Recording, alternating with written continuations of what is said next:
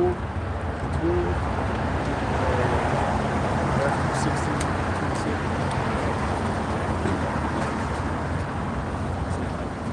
Matthew 16, 27.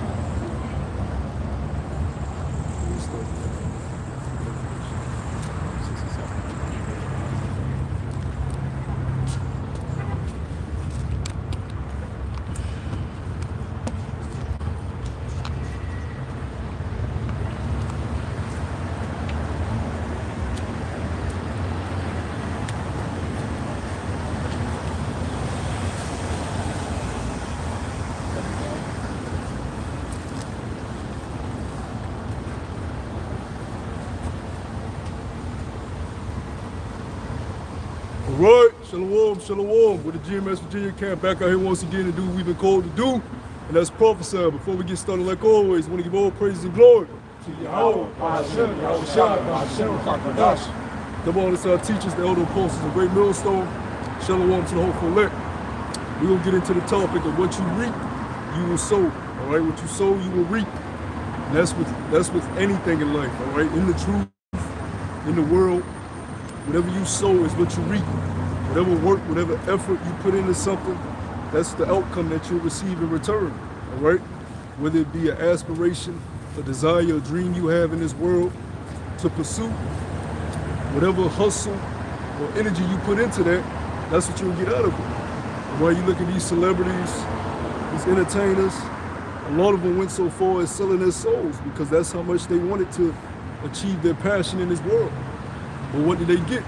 All right, they got what they wanted. They achieved their dream. They achieved their aspiration. They did everything necessary, all right, to make it to the top of that field. All right. So we apply that mindset to the truth, but you can also apply that mindset to Esau being the goddamn devil that the Bible speaks of. All right, him sowing death, destruction, lies on the earth. What is the reward for that? All right. So we're going to touch on that on many different levels today in camp, and the spirit to take us wherever else is going to take us. Let's get Galatians 6. Come. The book of Galatians, chapter 6 and verse 7. Be not deceived.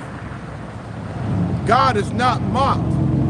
For whatsoever a man soweth, that shall he also reap. Yeah, the Most High is not mocked. All right?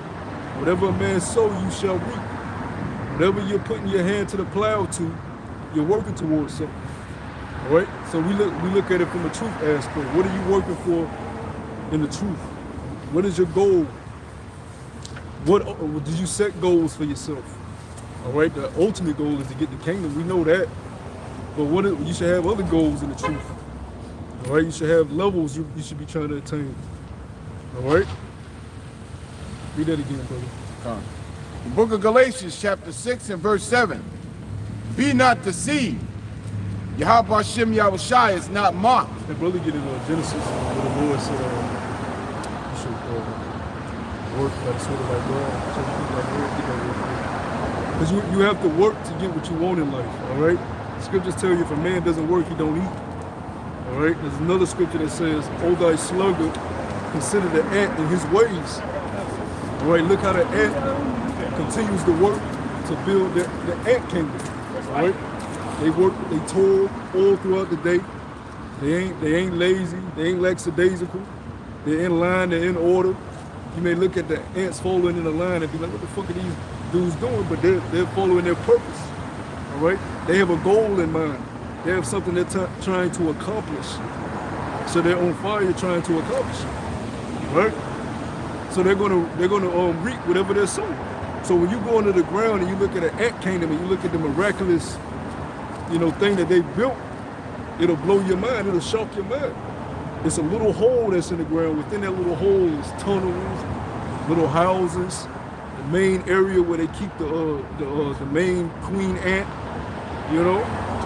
They work and toil for that year long, right? You gotta look at creation.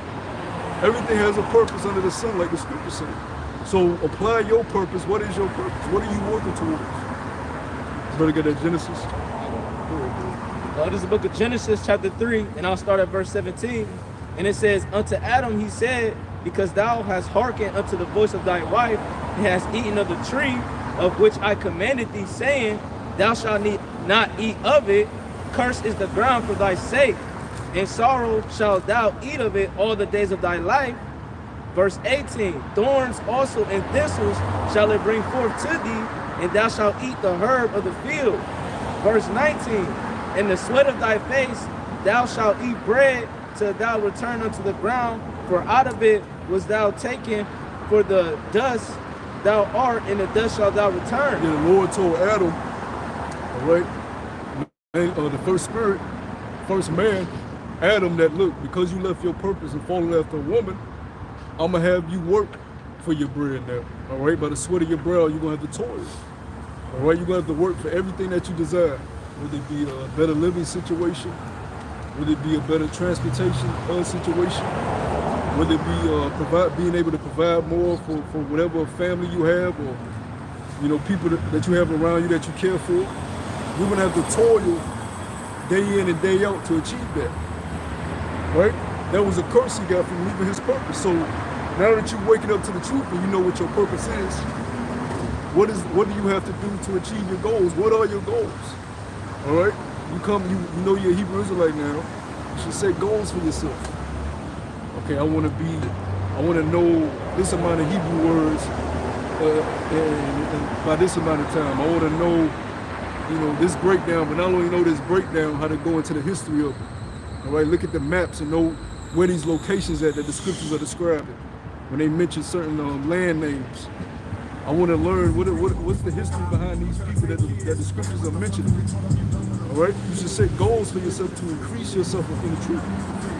And what did Bruce Lee say? Be water.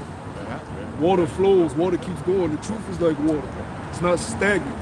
Right? You can't be stagnant in the truth. You can't just come and say I'm a Hebrew Israelite, know some breakdowns and stay at that level for 5, 6, 7, 8, 9, 10, 11, 12 years, man. That's stagnant water. That's stunted growth. You're not growing. All right? It's just like if you look at it in sports, from a sports aspect, if you go play the same team, like in the playoffs, they play the same team, basketball for instance. It's a 7-game series in the playoffs. You play the same team every night in that 7-game playoff series, if you go to 7 games.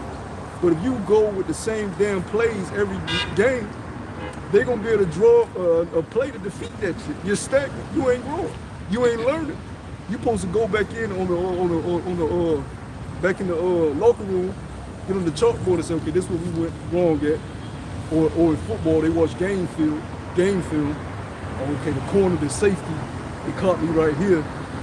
Off the screen, I gotta be better on the right hand side, whatever. You take notes and you grow from it. You don't just say, I made it to the NFL, I made it to the NBA, I'm good. And then you see a lot of niggas that don't, man, they got like 300 dudes every year that coming into these professional leagues. So if you're an average dude that's just got a bench spot, more than likely you ain't gonna be on that team roster next year. That's why you see so many trades happen, because there's better talent coming in every year. If you stagnant, just comfortable where you at, the Lord's gonna cut your ass. All right? It don't matter how long you've been in the truth. It's only a matter of time before the Lord gets you out of here, because the Lord don't want no lukewarm, half-ass, I'm cool where I'm at. Israelites, man. This is the creme de la creme. The 144 we talking about. Out of billions of people, they just said like the 8th billion person was just born, and that's their estimate. We're dealing with 144,000 out of 8 billion people. You think the Lord is just taking any old regular dudes? You're supposed to have, your whole heart and mind is supposed to be applied to achieving the things necessary to grow in this faith. Or you're not going to make it. And the elders always try to get them to grow, but I mean, it's just certain men is going to receive and certain men are not. Go ahead. The book of Matthew, chapter 6, and verse 19. Lay not up for yourselves treasures upon earth, where moth and rust doth corrupt. What is treasures on earth? Women, kids, friends you like in the world. Then you can tie the physical and tangible things to your clothes, jewelry, cars, houses. Setting your affections on things of the world. Saying, oh, I got a treasure here. I got something important here in the world. Yeah, I like this. I'm gonna hold on to this. Go ahead. And where thieves break through and steal. Yeah, Esau can take your woman. Esau can take your kids. An unfortunate event can happen where you just lose them. Esau can take your tangible things, all right? Your clothes, your house, your car, or something unfortunate can happen. Or you can die. You're not exempt from death. The Lord can take you out, and now you just left whatever amount of work you built up to then. Now, if you was to die right now, are you satisfied with the work that you put in for the Lord? That's the question you gotta ask yourself every day you wake up. Are you satisfied with the work you put in for the Supreme Almighty Yahweh B'Hashem Yahushua? And if the question is no, then you need to rebuke yourself and get on the ball, because we don't have much time left. All right, go ahead. But lay up for yourselves treasures in heaven, where neither moth nor rust doth corrupt. Set your mind on the kingdom that you can't see. All right. Me and the brother Karal, we did lesson this week. We was going into how it's easy, you know, for Satan to tempt you in the world, because things in the world is attainable. You can touch it, you can smell it, you can see it. All right. You can see the woman you want. You can touch the woman you want. You can see the car you want. You can touch the car you want. You can see the job you want. You can touch the job you want. You can be tempted with all these things. And though we talk about the kingdom and it's supposed to boost your spirit, you know, the kingdom ain't here. So it's easy to not have your mind set on the kingdom to come and set on things in the world, achieving prizes here in the world. And that's what Satan, that's what his playground is, in the flesh, tempting you with fleshly things, throwing you fleshly prizes, and keeping your mind off the work. Throwing you fleshly distractions to keep your mind off the work. That's Satan's whole goal. That's his purpose, to keep your mind off storing up for the Lord, man. Right? It's like when your kid get the new game system, right? Yeah, he got the game he wanted for Christmas. Now he ain't doing his homework. Now he's playing Grand Theft Auto and 2K all day long. Right. He didn't put he do it every now and then. I get with that when I it'll always be right there. That's Jabby Jake mindset and the truth. Oh, I can always, open my Bible. I can always do a video. I can always, do this and do that. Just put it on. But as soon as something in the world call you up, you don't waste no time.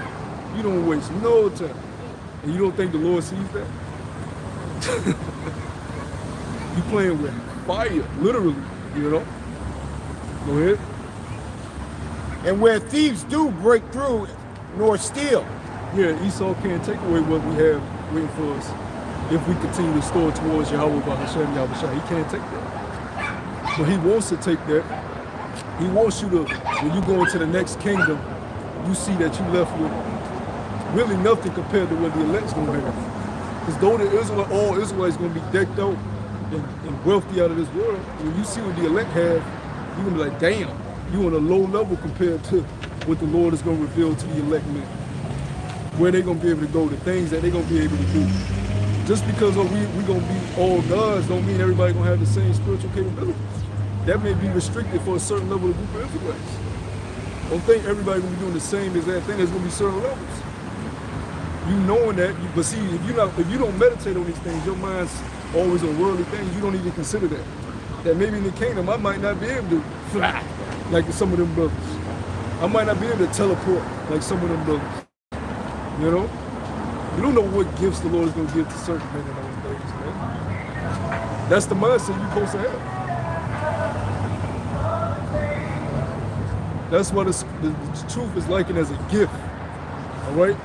What do you do with a gift? You're supposed to treasure it. All right? The Lord gave you a portion, you're supposed to multiply. The brother get the parable of where he sent the men out to double his portion. The penny parable. I got a little bit more on this. More on that. This is the point here on 21. For where your treasure is, there will your heart be also. So what the brother was saying is, like, wherever you put your force in this world, that's what you're going to concentrate on, So if you concentrate on worldly things, well, guess what? You're going to do worldly things, and you're not going to concentrate on Yahweh Yahushua and do the work, Yeah, them brothers brothers did a good video on how music. You know, the brother, I keep forgetting the other brother's name. He was in the New York camp, but he moved to Alabama. He's been doing these great podcasts, but he had all the brothers up there. He had Rashad, the brother Amon Dubois from New York, and they was going to how music carries certain vibrations. You know, and that music takes you out of a certain zone, a certain mindset, and it's designed to do that. It's designed to do that. This rap music and all this negative. It's not just rap music, but all this. You got rock music, demonic rock music. It carries vibrations to keep your mind off spiritual things, all right, righteous things.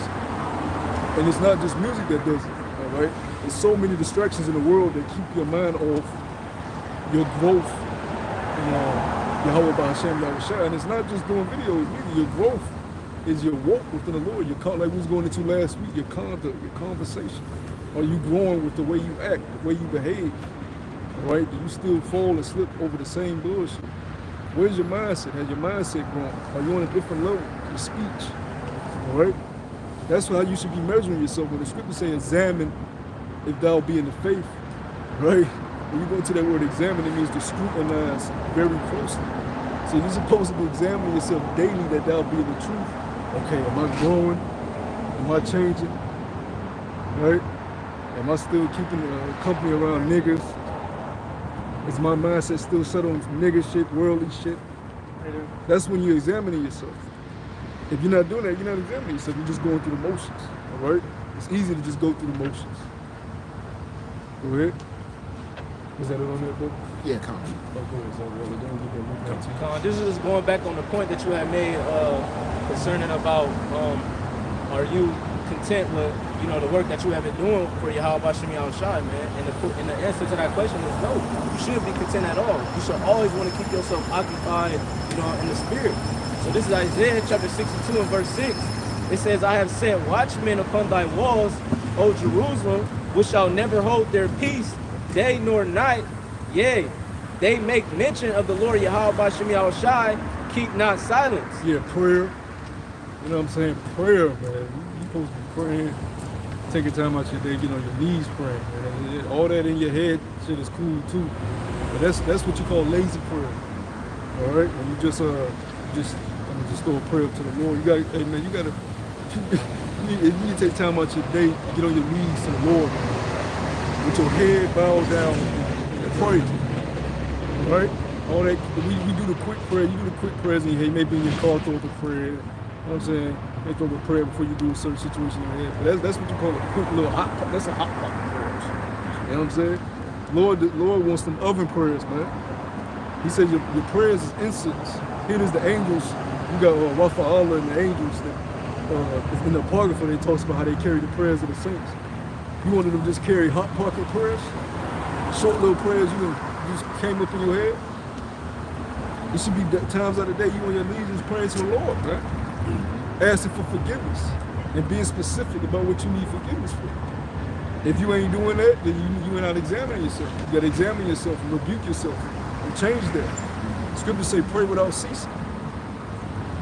There's a scripture that says that, man.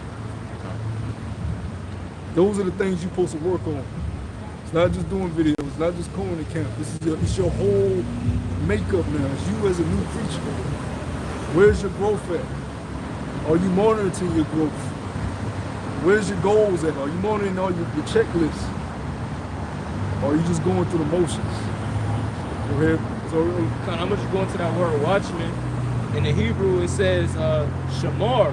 It says to keep, to guard, observe, give heed. It says keep watch. It says protect, save life. Okay, so going into that, man, we're supposed to be, keeping a watch, man, for these prophecies or seeing what's going on, because the scriptures say that the Lord shall come like a thief in the night. Well, if you being a good watchman, the Lord won't catch you by surprise, man. Continuing on. Yeah, watchmen, when they're watchmen, are they focused on the watch or are they being distracted?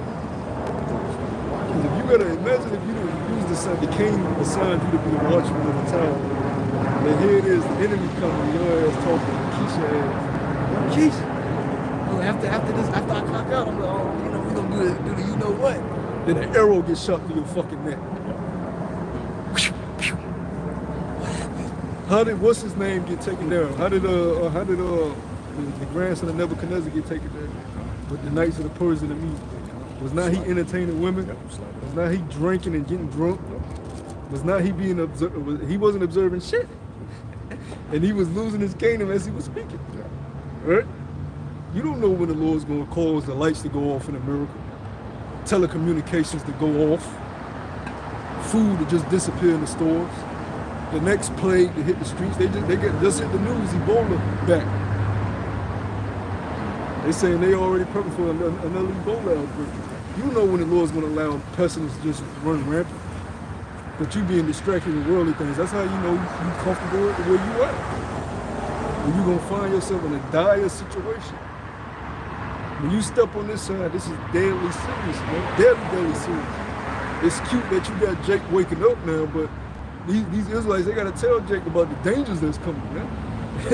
You know, I had my little sister, she was asking me about the whole Kanye and the Kyrie situation and wanted me to break down the scriptures to her and stuff, man. But they don't want to hear what's coming behind it.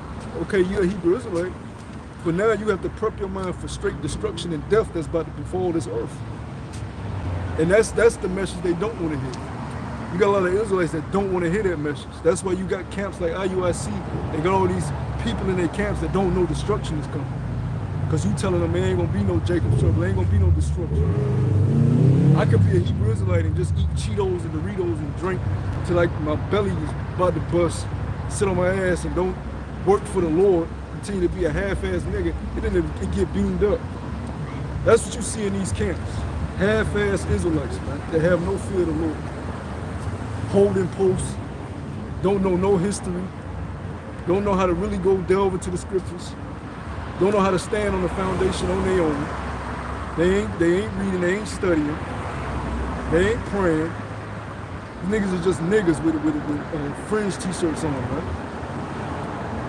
And if I can see it, if brothers can see it, how much more the Lord? If a man can see this. Go ahead, brother.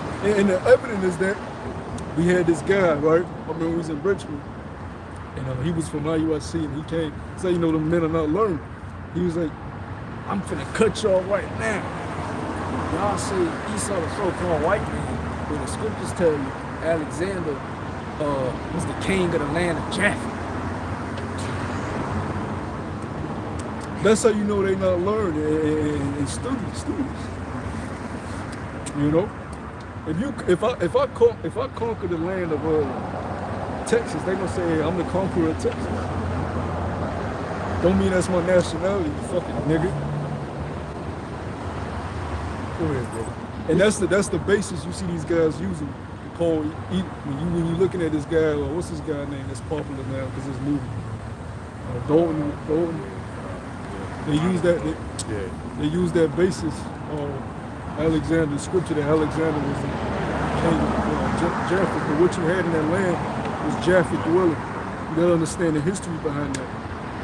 Esau went into that land and stole what they were keeping, like he always did, to call himself the And when you're not raising up actual men that can stand on their own, all right, and you're raising up lukewarm, half-ass men, they're not willing to learn these things. They just want to put fingers on, go to the club, you know what I'm saying, get high, drink all goddamn day long, you know, just be a nigga in the world. And then they're gonna get beat up. That's not how it works, man. And all you niggas are gonna tuck tail when Esau come down. When the famine comes and destruction comes, all you half-ass Israelites are not gonna make it, man. You ain't gonna make it. Go ahead, man. This is Isaiah chapter. And I can't wait for it to get like fucking Walking of the Dead out this motherfucker, man. So we can see who really stand for the Lord, man. Cause I see why El Poso get so mad like that. Like that video when he got on brothers about making videos. He's like, man, fucking hate you ass niggas, man. That shit makes you pissed, man. Cause here it is, we fighting for the Lord. You come on this side and you just, what are you doing, man? Putting your hand to the plow, you ain't plowing. And you see that through all these camps, man. Yeah, we need to get all Israel, wake up. Go ahead, brother. This is Isaiah chapter 62, verse 7. It says, and give him no rest till he establish and till make Jerusalem a praise in the earth. Yeah, give this man no rest. Last time I checked, Jerusalem ain't a praise in the earth. Right now, that land is actually being condemned by other nations, and the people in that land are being condemned. So what are we supposed to be doing when it says give him no rest? Come out here every week, put up your videos as much as you can, study as much as you can, because the fight is more spiritual than anything. So he's in your mind Monday through fucking Sunday, man. In your mind. You know? Go ahead. You want to say something about Oh yeah, because I was going to go into the fact that it's like when you have a job, you know, your boss is paying you to be productive on the clock, all right? And you may have, you know, finished a certain part of the job, but there's still more work to be done, all right? And he's not paying you just to sit on your ass and just let the money go to waste. It's the same thing with Yahweh Shem Yahushua. He didn't give you a gift to just let it sit there and be wasteful, man. Or he gave it to you so he can receive usury out of it, interest. All right, so it can grow, so you can bring forth more fruit. All right, the scriptures say that you should know a man by his fruits. And, I'm glad you said that, because we're about to go to that Luke 19 and it goes right into the. Go ahead, brother. We'll start from the top. Get the whole story on. This is Luke 19, and it says, and Yahushua entered and passed through Jericho, and behold, there was a man named Zacchaeus, which was a chief among the publicans, and he was rich, and he sought to see Yahushua. Just to start right there, like just to give a plain example, like when you read stuff like that, you immediately supposed to say, oh, okay, who's this guy? Oh, what's a publican? Oh, what's this land? Let me look up this research so I can really know what the hell I'm talking about. But not just being a parent when you come out on the highways and byways. That's how you grow.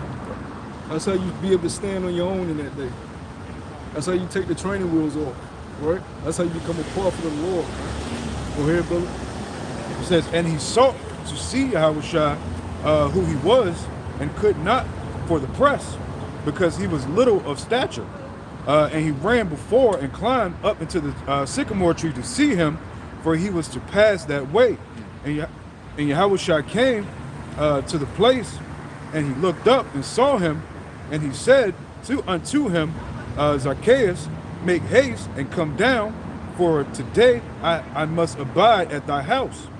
He made haste and came down and received him joyfully. And when they saw it, they all murmured, saying that he was gone to be a guest with a man that is a sinner. And Zacchaeus stood, and he said unto the Lord, behold, Lord, I have the half of my goods I give to the poor. And if I have taken anything from any man by false accusation, I restore unto him fourfold. Verse 9.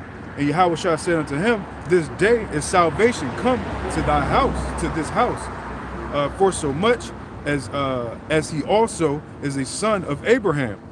You know, so this man was also an Israelite. Yeah, they were basically when you go into that, he said he was short in stature, so he had to climb the tree to speak to the people. But he was a tax collector, but the people, they didn't agree with Yahushua, listening to this man, because they looked at him as a sinner. All right? So keep reading into that. You know, the same way they looked at Paul, based on how he was set up within the Roman military, Yep. Verse 10. For the Son of Man is come to seek and to save that which was lost. Verse 11. And as they heard these things, he added and spake a parable, because was nigh to Jerusalem, and because they thought that the kingdom of the Most High should immediately appear.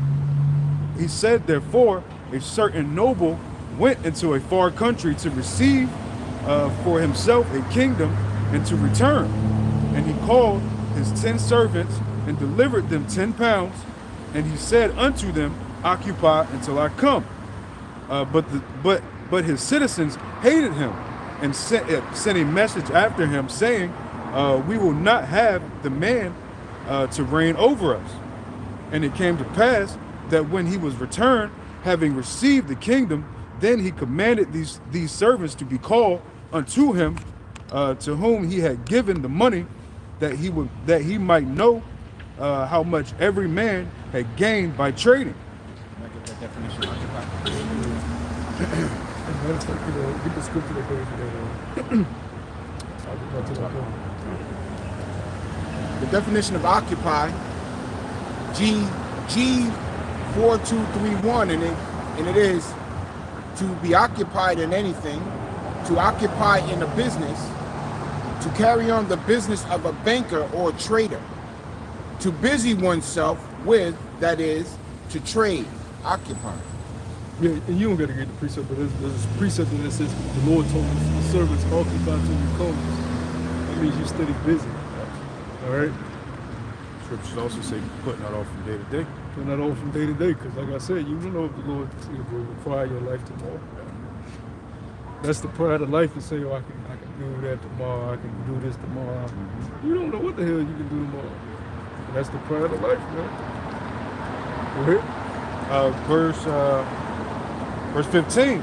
And when it came to pass that when he was returned, having received the kingdom, then he commanded these servants to be called unto him, to whom he had given money, that he might know how much every man gained by trading. Verse 16, then came first, saying, Lord, thy pound have gained 10 pounds. And he said unto him, well, thou good servant, because thou hast been faithful in very little. Yeah, so he had a pound. Okay, hey, boss man, 10 more for you. He ready to go back out and get some more. What you going? If you hired a man, like you use the analogy of a business owner. If you're an employer, and what's the like an advertisement company, a referral business.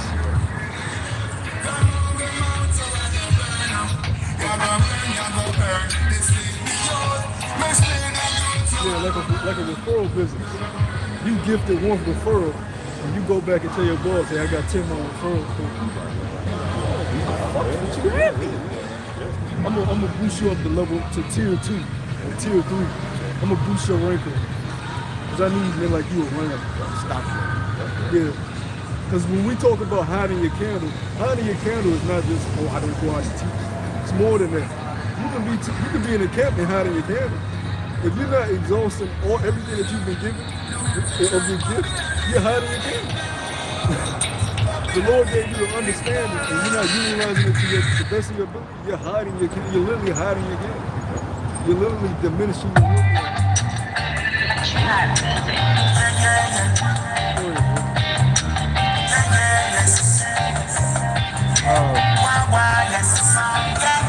Verse 19.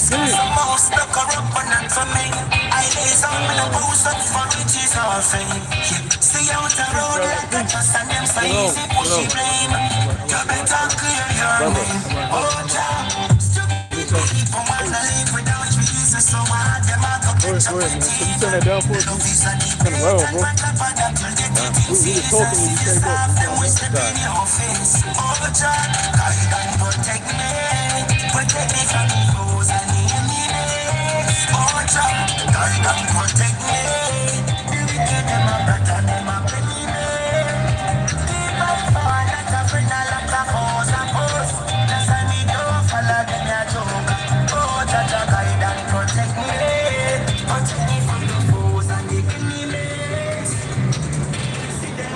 We supposed to love all black people, They come out here with a cigarette. How do you know we all smoke? That's like a courtesy. That's like a yeah, he definitely was drunk. You can smell it on him. Yeah. That's a regular. That's a common nigga for that. And but that's supposed to be an elder of the nation. Right. He's at least 60, at least. But we supposed to love all black people. Fuck that. Now see how Satan work? So let's go back to what we were saying. Okay. Oh, the analogy of a referral. So he had a pound, he brought back 10 pounds. That's the type of guy you want around you, man. That's the type of guy you know will get stuff done. Or I was saying about hiding your candle, right? The Lord has given you, every brother has something they're good at in his truth. you might not even find it yet because you ain't looking, you ain't applying yourself. A lot of times brothers go, I don't know what I'm good at it. But you ain't applying yourself. You sitting, you ain't even working. You're not applying. But whatever you've been gifted with, you know what I'm saying, you're supposed to use that to its fullest extent. All right? Like if you just, I gotta use the analogy of sports again because that's what the prophets always did. They use things in the world. If you are just a shooter of the team, you're gonna make sure in practice you're gonna get up all the shots you can so when that corner shot come your way, you're able to hit it when it's needed. But if you're not practicing and working, you're gonna brick it when your moment come up, man. You can't be in this truth hiding your gift. Remember the angels are recording everything that you do. An angel will camping around them that are saying the names Yahweh Bahashem Yahweh. They're looking at how much you're applying yourself. All right? It's like in school, if a teacher can tell the students that studying, doing their homework, that's doing extra work. Right? You used to laugh at them kids in school, but now them kids are CEOs of companies. Now they own thriving businesses, and you was in the hallway bullshit. You know, you used to look down and Extra work. They doing after class, come in early for everybody else. and now he tell you what to do with the job. Right? You had that mindset, you got guys had that same mindset in the truth. Everything's a goddamn game and joke, you know? Go ahead, bro. This is verse 18.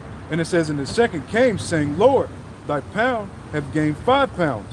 And he said likewise unto him, be thou also over 5 cities. Now, this brother, he had a pound too. He only bumped at 5. But you don't look down on that. He came every morning what he had. He used everything he was given to the best of his ability. His ability was able to bring back 5 pounds. All right, now you got to look at that as your growth in the truth. The Lord has given you the name back. He's giving you what we believe what tribe we're from. He's giving you that back. He's giving you all the correct breakdowns. What are you doing with that? Jake needs to hear this word. You got to constantly be pushing out this message. We always got to get them videos up, man. Jake constantly needs to hear that word, man. Jake constantly got to be fed. You don't know who those videos going to reach. I remember my old page, my very first page. I didn't have I thought nobody was watching. So you might get 1 or 2 views. Man, I check and see where them views were coming from. Different parts in the country. And then you may have one person that watched it, then they'll comment like, man, thank you for this. I needed it. You know what I'm saying? You don't know who these videos and these messages need to be, but you just sitting on what you've been getting. You're not working on your growth. You're not learning to know more about what you've been given. You're not multiplying anything. You're not useful. You're just a dead weight body that the Lord is going to remove in due time. That's how you're supposed to look at yourself in the truth. That's how you examine yourself within the workforce. All right?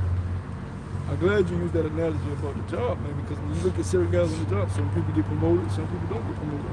Now, if it's a just company, a company that actually goes by the book, they will promote the guys that are doing the job correctly and able to get the job done in a quick amount of time and doing it right. And able to teach others how to do it correctly. You got some people in the job that shouldn't even be in the job. No, go ahead. You got some people in the job who shouldn't even be in the job that can't even do the job. Yeah, wait. And a lot of those people be comfortable and then they get that notice. Yeah. It may take a couple years, but eventually they get that notice. Because the CEO then came down and looked at, hold on. I'm looking at these evals. Y'all done had a lot of dead weight these past couple years. Get him out of here, get him out of here. Get him out. What the fuck? Get him out of here. This thing the Lord gonna do in crunch time. He gonna look at him. Angels, bring me the list. See what this work. Let me see what these brothers been doing. Okay, this brother been here for 5-6 years. It's a brother that came in a year and did twice as many videos. It's a brother that came in 2 years and is more charitable. It's a brother that came in 3 years and is more on fire. He pray more. How the fuck this brother been in almost a decade? And the brother that just came in is way on fire for me. Yeah, get this dude out of here. Give me the brother that just came in. That's who I need. Go ahead. Verse 20. It says, and another came saying, Lord, behold, here thy pound, which I have kept and laid under a napkin, and I feared thee, because thou art austere They man. try to give an excuse. Well, you know, I had this, I had that. It's hard, Lord, in the world. We got so much stuff in our mind. We dealing with the job. We dealing with bills and people that hate us. There was so much to how to concentrate. You had time for that rap music. You had time for the shorty that called up. You had time for this person. You had time for that interaction, that event. You know, you had time to go to the bar with this person. You had time to do this and do that. There ain't no excuses in that thing. And I'm speaking as a man, so you got to think how the Most High views this stuff. The Most High's on a whole different level of austereness and strictness when it comes to these things. He puts you to death for some of the slightest things that you may think is nothing. You put the Lord said, the scripture said we persuade men by the fear of the Lord with trembling. This is how the angels go to the throne of the angels and their powers. They can't even die. But they understand that the Lord created them and he's able to do with them as he will. So they tremble when they go to the throne. They don't go up there on some proud shit. How much more you as a mere man that's been given the truth? And you just look at it as, I can do it how I want to do it, move it how I want to do it. And there's going to be a lot of, I was listening to I forgot what camp earlier, but they was going into it. It's about to be a lot of Jacob Struggle that ain't going to make it, man. The elders say it all the time, even within GMS. There's going to be a lot of guys that's not going to get the cut. There's a lot of dead weight, man. We be getting reports about guys that have been in this thing for almost a decade, some a decade, just lukewarm out the air, just going through the motions. If you needed them to go set up their own camp with brothers and lead brothers, you couldn't even trust that man. And this is supposed to be a guy that got 10 years in the truth. You couldn't trust that man to lead them in properly, be a good example to them brothers, make sure he's doing what he's supposed to do. And if a man can't trust him, how much more the Lord? You hear, brother? And you wonder why the elders be so strict with you. You gonna wait for Elder Apostle Harlan to get mad again and do another one of them videos? Brothers ain't doing enough. Do another one of them? Because when that happens again, I'm gonna tell you, we gonna get orders down, and they're gonna be telling us what brothers is doing what. You know what I'm saying? Then we gonna have to get on board. You don't think we be getting messages from brothers over us? Hey, well, why this bro ain't doing that? Why this bro ain't doing that? Then we look bad as leadership. You all set up over there. Why this brother ain't doing it? Go ahead, bro. Verse 21 again, it says, If you don't want to work, you gotta join IGPK. They let you wear sunglasses at camp. You know what I'm saying? Post up like a G, a gangster. Run people off the block. You can do that. You gotta do it. Just like Captain Tazari and them teach. All you gotta do is just, post up. verse 21 again, it says, for I feared thee, because thou art an austere man, thou takest up that thou layest not down, and reapest that thou didst not sow. He saith unto him, out of thine own mouth will I judge thee, thou wicked servant. Thou knowest that I was an austere man, taking up that I laid not down, and reaping that I did not sow. It says, wherefore then gavest not thou my money into the bank, that my coming I might have required my own with usury. Yeah, so the Lord said, look, you know that I'm reaping what I didn't sow. What I gave you is mine anyways. I want interest of that. Now when you go to that word austere, I pulled it up. It says a person's or manner that is harsh, severe, grim, strict, cruel, sour, bitter. So a lot of guys be getting butt hurt when they get rebuked by bros, or they don't like a brother's energy. Well, you definitely ain't gonna like Yahweh Shai, because he ain't gonna smile at all at you. You know? I say it all the time, a lot of bros think they're gonna be running Yahweh Shai's arm, but they might get an uppercut. That ain't off limits either. Don't think you can't get an uppercut just because you turn into a god and that. You might uppercut you for doing it. Ah! Good check. You know what I'm saying? That's the Lord. We're dealing with our big bro. Go ahead, bro. Verse 23, and it says, wherefore then gavest not thou money into the bank, that at my coming I might have required my own with usury. And he said unto them that stood by, take from him the pound and give it unto him that have 10 pounds. So everything that he's been gifted, kick him out the truth. Just as freely as you've been given, it can be taken away. You can totally lose the breakdowns, the understanding. You can lose all that. The Lord can just take it out of your peanut again anytime he wants. He ain't did enough with it. Take it from him, give it to the brother that's really going to use it. And a lot of that's going to happen at the last minute too. You know? And it's going to hit you in Jacob's trouble. Out of nowhere, you might just get a spirit of fear upon you. The lights go out, right? So now you just drenched in fear. What am I gonna do? You try to pray to the Lord, you ain't getting the answer. And that day you gonna know you was forsaken. And you ain't gonna know why neither. Well, you gonna know why. You knew you was a half-ass. And then the Lord ain't gonna be with you in that day. You in Jacob's trouble, you gonna look up and see that the angels ain't there for you, protecting you. The Lord ain't answering your prayers. You know what I'm saying? That's how scary this thing is, man. Talk about get beamed up all the time. We got a ways to go before we get beamed up, man. And into the kingdom. We still indebted to the Lord. We still in slavery. We still in captivity, man. We're in a grace period right now that's about to close up. And then the Lord is going to allow E to touch you again, man. Simple as niggas. You so-called white people going into slavery too for everything your forefathers did. Get prepared for that. Go ahead, bro. It said, and they said unto him, Lord, he hath 10 pounds.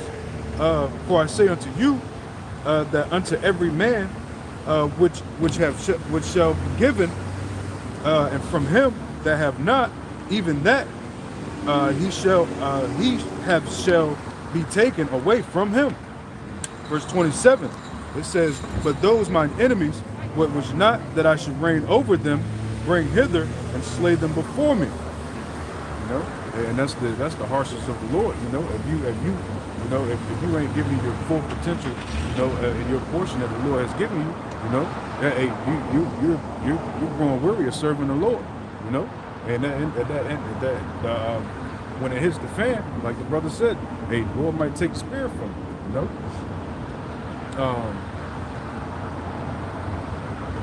That's pretty much all I know.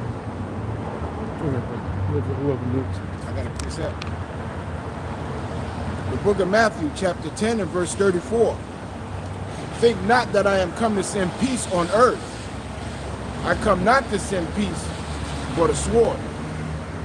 So if you ain't doing the work, you know, like you know, the brother was bringing out, you know, Yahweh Shai is an austere man. You know, what do you think he's gonna do to you in that day? You know? I feel like the Lord has to protect you in Jacob's trouble. You don't have to. That ain't guaranteed we gonna be protected in that day. The scriptures clearly tell you in that day you should know who his chosen is. How you gonna know? Because you gonna know who being protected and who ain't, man. You gonna see who got spiritual powers and who don't. You gonna see who guided, who knows who's guided, where to go, where not to go in that day. And you're gonna be left alone in darkness, man. Gnashing the teeth. And then you're gonna be resulted to what? Looking for a corner way out. FEMA. Help. Somebody help. That's the day we approaching, the day of darkness. Is you other camp leaders teaching your congregation that? Go ahead, bro. This is Amos chapter 8 and verse 11. It says, behold, the days come, saith the Lord power, that I will send a famine in the land, not a famine of bread, nor of thirst for water. Yeah, even Wonder Bread gonna be gone. Gonna be shit left. Everything is Save-A-Lot gonna be fucking gone. That's gonna be the first, for them niggas. I used to live right next to Save-A-Lot. The hood, just niggas, out portion, just niggas. They gonna, the first day they gonna bust the glasses in that shit. Save-A-Lot, all the corner stores. You see how niggas act when shit, you know, disaster come. You may try to act a little sedity at your Kroger's, you know what I'm saying, your Whole Foods. For maybe a day, the line might be long. They might, you know, after that, when they realize ain't shit else coming in, they gonna turn bloody. You know? Go ahead, brother. It says, not a famine of bread, nor of thirst for water, but the hearing the words of the Lord, Yahweh Bashem Yahushai. Yeah, hey, the prophets ain't gonna be out here. You know what I'm saying? And YouTube, you just had this guy, Elon Musk, he's in control of Twitter now, nigga. Twitter fingers went crazy. Yeah, free speech is still allowed, but not freedom of reach. So any hate speech is gonna be blocked, bro.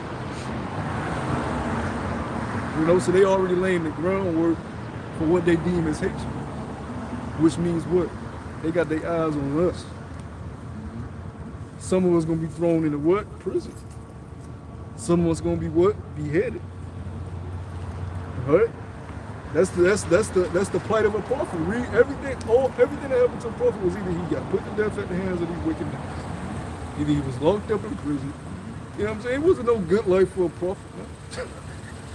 You know? Now in the prophet's eyes, of course, he deemed it, you know, a glory to endure these things for the Lord. And for a carnal man looking at him, like, all he did was preach, and then he got killed. Got locked up in a whip. You know what I'm saying? Nothing new under the sun. They know where we live. They track our IP addresses. They know where we work. They know where your mama work.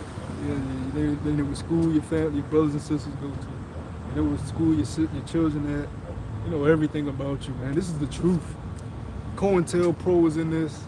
CIA is in this. FBI got their hands all in this. Man, they ready to come down on our ass heavy, man.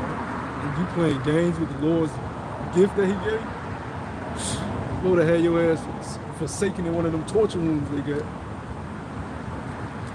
Play with the Lord if you want to. Go ahead, brother.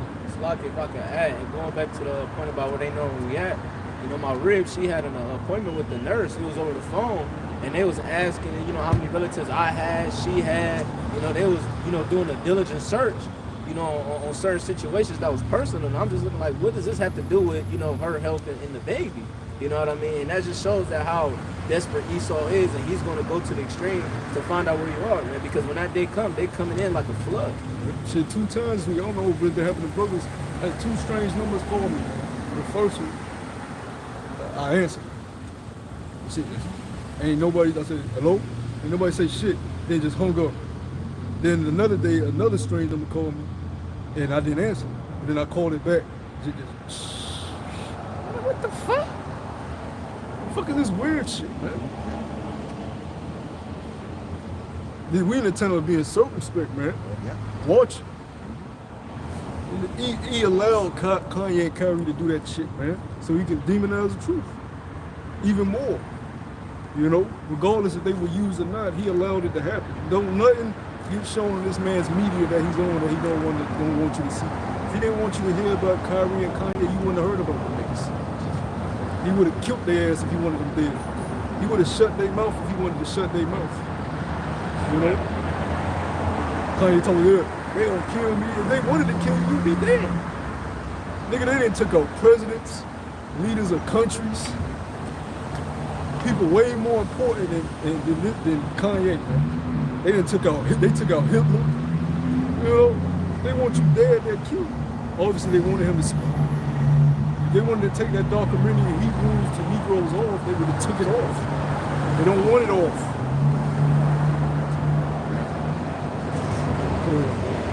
This is book of Amos, chapter 8, and I'll read verse 11 again. It says, behold, the days come, saith the Lord, Yahweh Bashem Yahushai, that I will send a famine in the land, not a famine of bread, nor of thirst for water, but of hearing the words of the Lord Yahweh Bashem Yahushai. Hold on, so that means, hold on, now we got a time limit of how much we can push out. We gotta go hard. We gotta do as much as we can. You know what I'm saying? You gotta do everything in your capabilities to make sure you're exasperating your workload. Push out as much as you can. Push. Can't emphasize that enough. We do it out of the love of the brothers. We always want the brothers to be the best that they can be. You know what I'm saying? But I mean, you can only do so much for a brother. Go ahead. Verse 12, it says, and they shall wander from sea to sea, and from north even to the east. They shall run to and fro to seek the word of the Lord, and shall not find it. Yeah, we enter into another winter. We out here preaching again. Lord willing, we're gonna continue to be out here. The Lord allows it.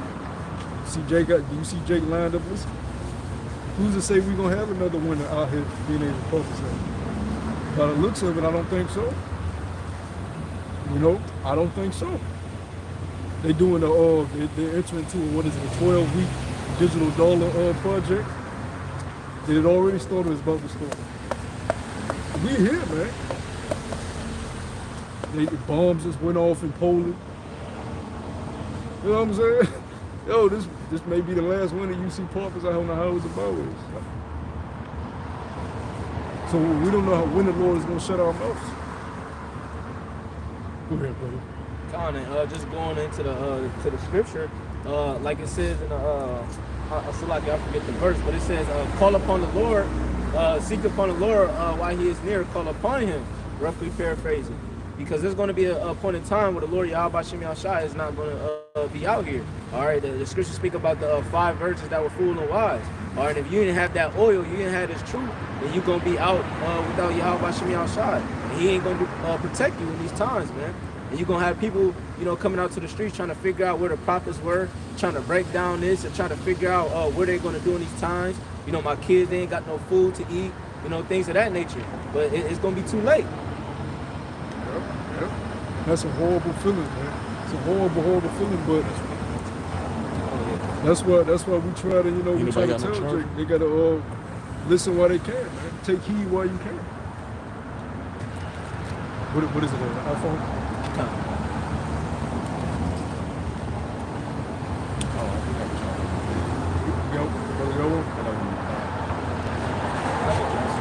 No, I got it.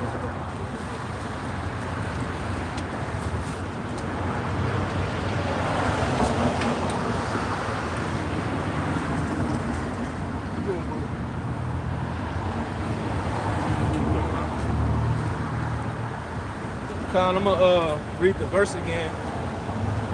Amos 8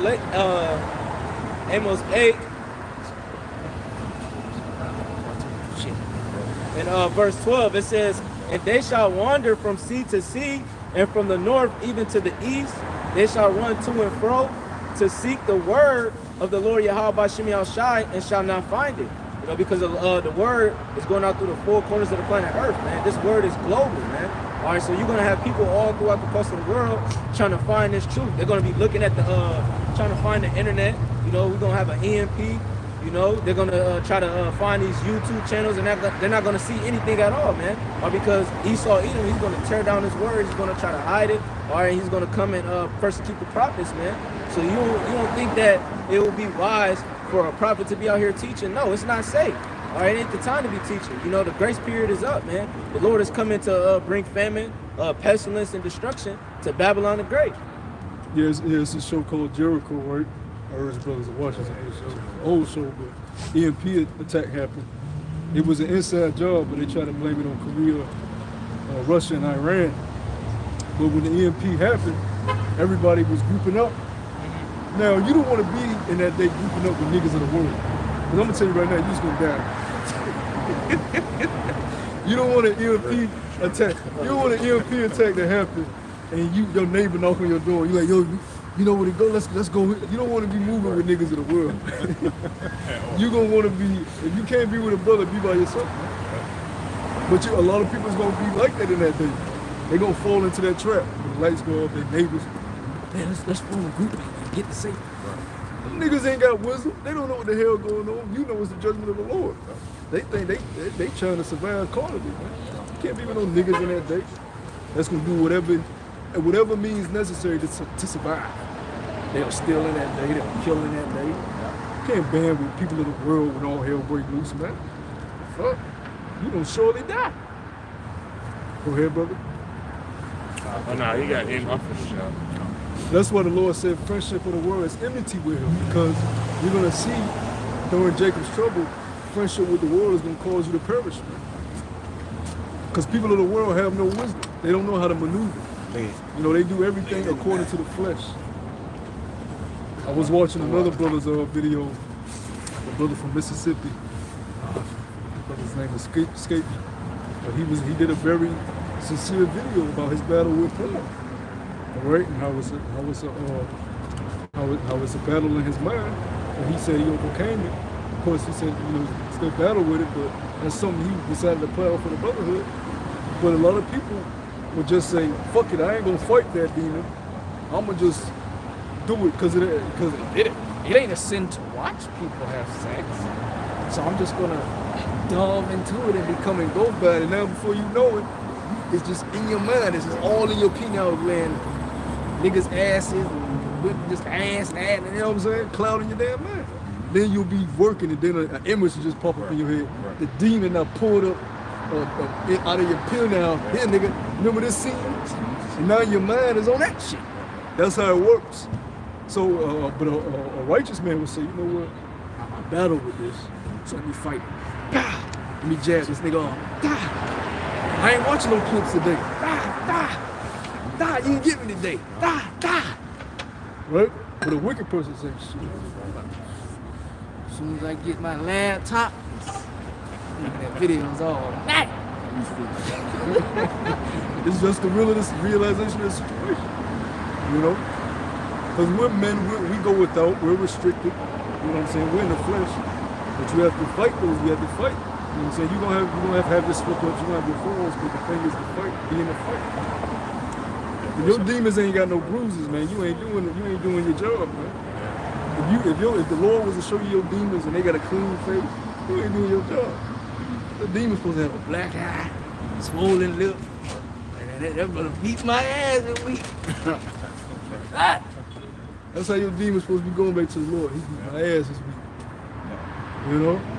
Now Yahweh Shah. Told you we got him. Look at him right now. Look at him. Just look at him. Look at what he's doing in the crib. We got him. You know? That ain't how you want the angels to go, the demons to go back. That's right. You want to go back like, man, we can't do nothing with that guy, man. Or they'd be like, man, shit, he tough. We'll get him one day, but then he'll just go on a period of just not slipping. Fuck, I don't like hanging around him. Too much of a battle to get him to go off. Go ahead. If I may, you know, the spirits are like that. You know that hearing test you take? Yeah. You'll hear it, and then you get lower and lower and lower, until you can't hear it no more. Yeah. And then when you can't hear it no more, the sound goes up a little higher so that you can hear it. You know, and the meters your sound. That's what the spirits are like, man. You know, they mess with you on that level where they'll mess with you, they'll mess with you, they'll mess with you, they'll mess with you, until it's at the point where you don't even realize that the spirits are messing with you. And then they'll come back and they'll hit that level where it lasts. You last had that feeling of it messing with you, and then you know it'll work with you on that frequency. You know? Your demons will take a break if you've been kicking their ass. Scripture say what? Resist the devil, he should flee from you. That's right. If you actually be like, yo, no, I ain't gonna do that. I ain't gonna look at this. I ain't gonna indulge in that. Demon, fuck. I'm not gonna fuck with somebody else. I'm gonna fuck with that brother. That brother more susceptible. And then you like that, I've been good. Shit. Somebody to mess with me. He'll try to hear, like you said, it might come back 5 days later. And now you weak. And then you might fall that time. You know what I'm saying? But at least you fight. At least you know the Lord is seeing that you actually fight. Yeah, we're supposed to come in the spirit of Jacob, you know? Yeah. When he wrestled that angel. Yeah, that was a spiritual thing. People don't even realize that. Him wrestling the angel wasn't just for his name. It was to show you that you gotta wrestle, man. We wrestle not against flesh and blood, but against principalities. Spiritual wickedness in high places. And that angel did what? Broke his thigh or something. And he was but he still had, you couldn't make an excuse. I'm down. No, you had to go. You had to run off adrenaline at that point. You know? So you can't give no excuse to the Lord. Lord, I got bills. I got this drama in my family. Lord, I'm missing out on this. Lord, like, I chose you, I gave you the knowledge. I don't hear shit. I'm gonna put you to death. You know what I'm saying? Go ahead. Oh, that was it on there? Yeah, that was it. I got And then we'll get that, what the heck called from the beginning? That portion. We'll get that next.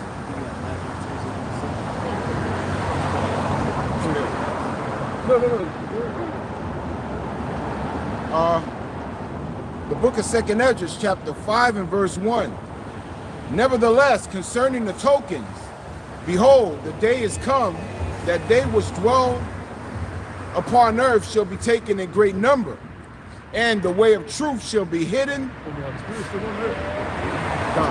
and the land shall be barren of faith. You know, that's what the brother was going into. You know, in that day, you know, when Yahweh Shai takes his prophets off the street, you know, a lot of people just going to be caught out there. You know, your neighbor ain't going to know what to do.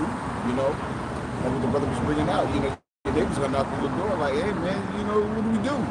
You know, we're going to be moving in the spirit. Yahweh Shai, I don't like to sound we understand, but you know, everybody else, they're not going to know how to move. You know, and when you see a bunch of people dropping like fruit flies, you know, just know that they had the chance to get this word and chose not to get it. Yeah, yeah. Hey neighbor, your power out too? Your phone ain't working either? You come over to my house and, you know, we can tell, fuck no, nigga, I don't trust you. My niggas might try to goddamn kidnap me, so shit like that. But you have a simple, you know what, hey, you better join up with them, you know? And they turn out to be some goddamn cannibalists and some weird shit. But you thought they was cool just because they spoke to you. Hey, these people are in the world, man. The worldly people got demons all over, man. Engulfed in demons, man. I just seen something, chick, she went on a trip with her friends, with experts and shit. Oh, yeah. And they fought her or some shit, and she died. And they left her there like it was love. Everybody home was chilling. People engulfed in demons, man. And this was Jake we talking about. You know? Can't trust these people in the world. You may not like every brother in the truth, but you can trust him. Because you know he's rooted in the faith of Yahweh Shai. He knows that he's bound by the ways of Yahweh Shai, so he got to deal with you justly. May not like each other, might agree with each other and everything, but you have to deal justly with each other based off of y'all faith and principle. You can trust a man like that, because you know he can't wrong. Because he in fear he'll get fucked up for wrong. See, a dude in the world, he don't live off them principles. He'll lie to you. He'll rob for you. He'll set you up. Let his stomach growl. Especially you. Man, Jake don't know how to go without you. Jake don't know how to go without you. So as soon as I always say like the first week, all hell will break loose. Especially in the inner cities. Because all Jake knows is eat. You know? They're gonna lose their goddamn mind because they ain't gonna know how to deal with that hunger pain. They're gonna be depressed, mood imbalance. You know what I'm saying? What they call it, hangry. They gonna be fighting and shit in the house. Man, dark times coming in here. Also, a lot of people have a false idea of what a friend is, you know? Because a lot of people call the people that they work with friends, you know? This is my friend from work, you know? This is my neighbor, my friend, you know? But, you know, the scriptures tell you that a friend shall be known in adversity, you know? And you know, a lot of people that you call your friends haven't been tested, you know? Yeah, even the Lord said, you are my friends if you do what I say. You're a friend. Those are those friends that do the will of Yahweh Shai. My brothers, my sisters, why? Because you can trust them. They living off the principles of Yahweh Shai. You cannot trust people in the world. I don't give a damn how much you like them, how much you can agree with them in the world. Y'all listen to the same music, y'all enjoy watching the same shit. You cannot trust them just because. That's a simple mindset to have. I think you can trust somebody just because y'all like the same shit. That's like you got a woman. You think you can trust your woman because y'all like going out to eat. Oh yeah, Right. That's a simple mindset to have, man. Oh, I can trust her. I can tell this woman all my secrets because we like to go jogging together. Man, as soon as that woman gets some adversity, she will turn on your ass. How many examples of the world do you have of women turning on their women? Friends turning on their friends? That's why the Lord don't deal with that light shit. you don't like me, we can't be by each other. That's a feminine ass trait, man. We gotta like. Ooh, we gotta get along. And you deal just with your brother, man. You just read the Lord is austere.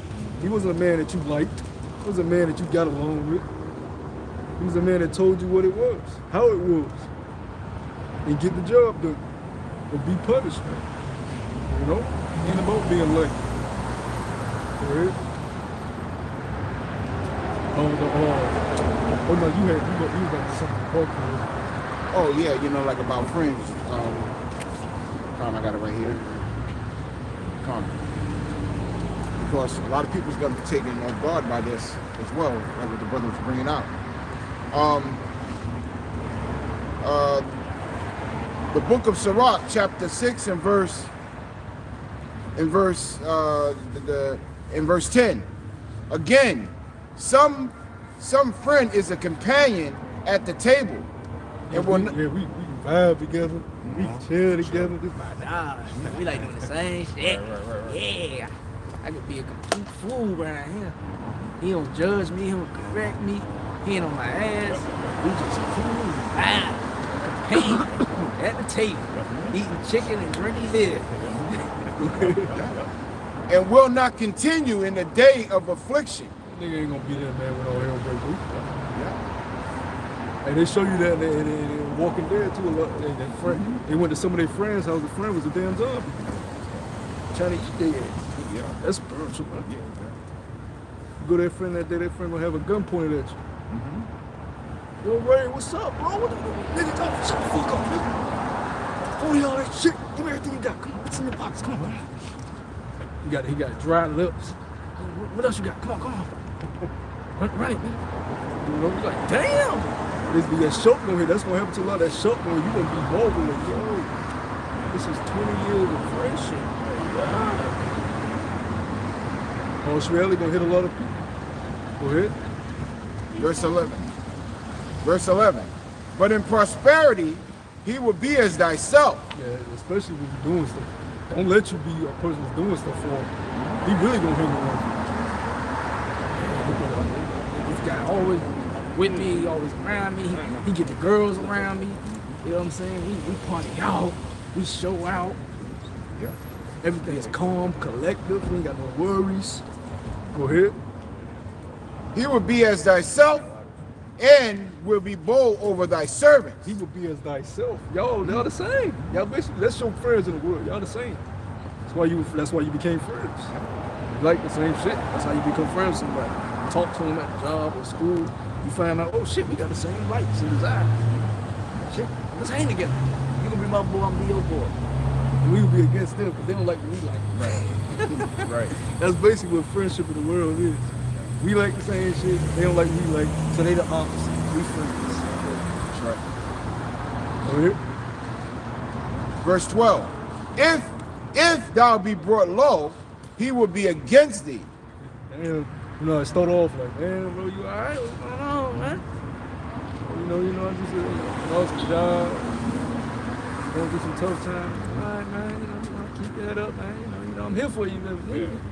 As soon as he leaves, man, that nigga Trey, man, that nigga fucked up, man. That nigga ain't got shit going on, man.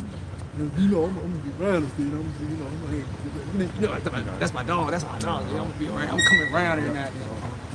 They ain't really for your well-care. They don't care about your mental health. They damn sure don't care about your spiritual growth. They can give a fuck about your spiritual growth if you how about what I'm saying. And if a person don't care about your spiritual growth, that's a dead person to you. Because that's really the only thing that matters is your spiritual growth in the Lord. Everything else is vanity.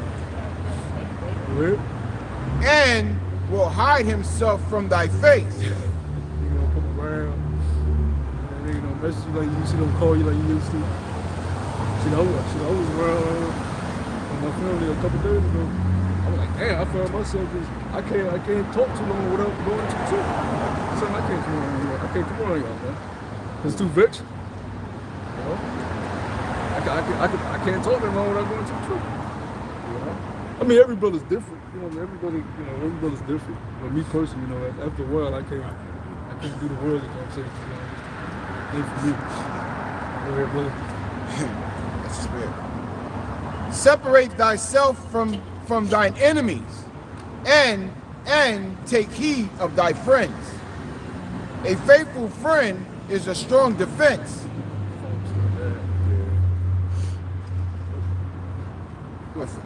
Come on. A faithful friend is a strong defense, and he that have found such an one has found a treasure. Yeah, because a faithful friend will die for you. He might not even like you that much. You know what I'm saying? But he like, nah, hell no. Nigga, you ain't gonna come for what we believe in. I'll be damned. You know what I'm saying? That's the type of person you want around you, man. You know? It's a person that's always gonna have your best interest in mind. With the spiritual side, all right? Cares about your spiritual health, your mental health. He don't give a fuck about, what your lust and desires. What the fuck that? Fuck that. You know what I'm saying? How you doing in the spirit? How you doing in your mental? You know what I'm saying? The Lord will take care of the rest. The Lord is, we still here, ain't we? We're still able to eat, we're still able to drive, we're still able to got a spot to lay our heads. We stop worrying about the physical shit, man. The Lord already told you stop worrying about that shit. Fret not for tomorrow, for today is sufficient evil to do, and not the birds get fed. Are not the animals fed? Are you not much more greater than them? We worry about spiritual growth up here, man. That's what our mind said on the Lord to take care of the rest if we get the spiritual side right. There's not a man of the Lord ever that was forsaken in the scriptures if they was focusing on him. I can't find one account. Thrown in the lion's den wasn't forsaken. Thrown in the prison wasn't forsaken. Was always able to eat. Was always able to sleep in peace no matter where they were at. Was always protected. Always got out of situations. Was given the spirit to endure whatever they had to go through. Was never forsaken. Can't let this carnal world defeat you, man. Because that's the game of the devil. That's the game we're playing.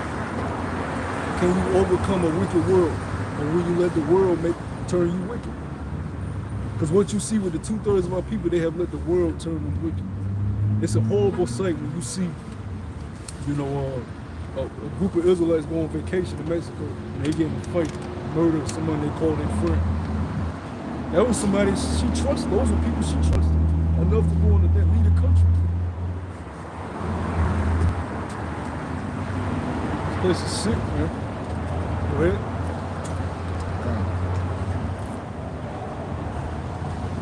Verse 15. Nothing doth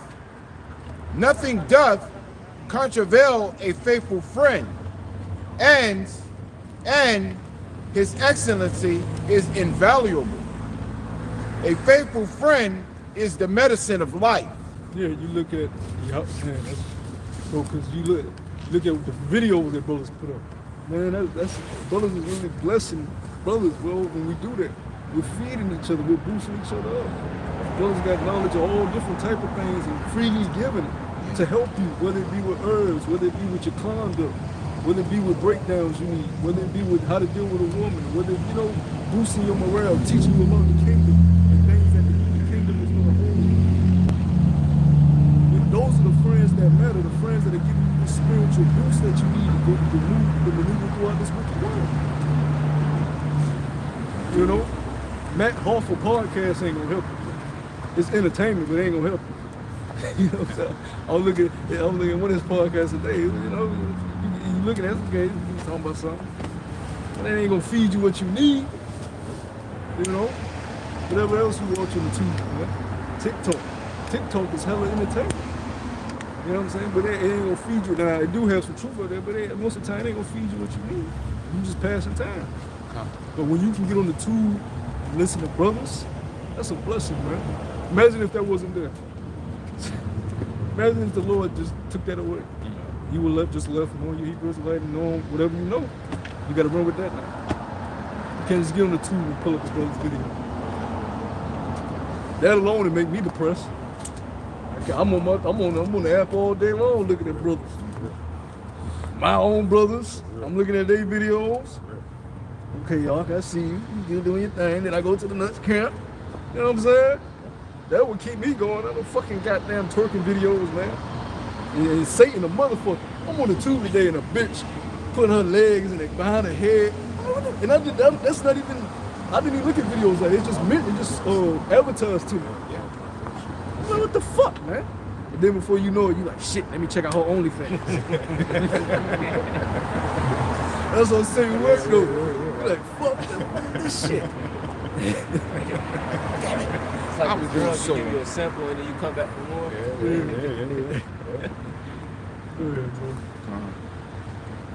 Continuing on with verse 16. And they that fear Yahweh Hashem Yahushai shall find him. Whoso feareth Yahweh Hashem Yahushai shall direct his friendship aright. Yeah, and that fear of the Lord. So because of that, this man's fear of the Lord, he's gonna deal with you justly. You can trust him as a friend. Because he's not gonna break any of them laws. What is law? Keeping the commandments.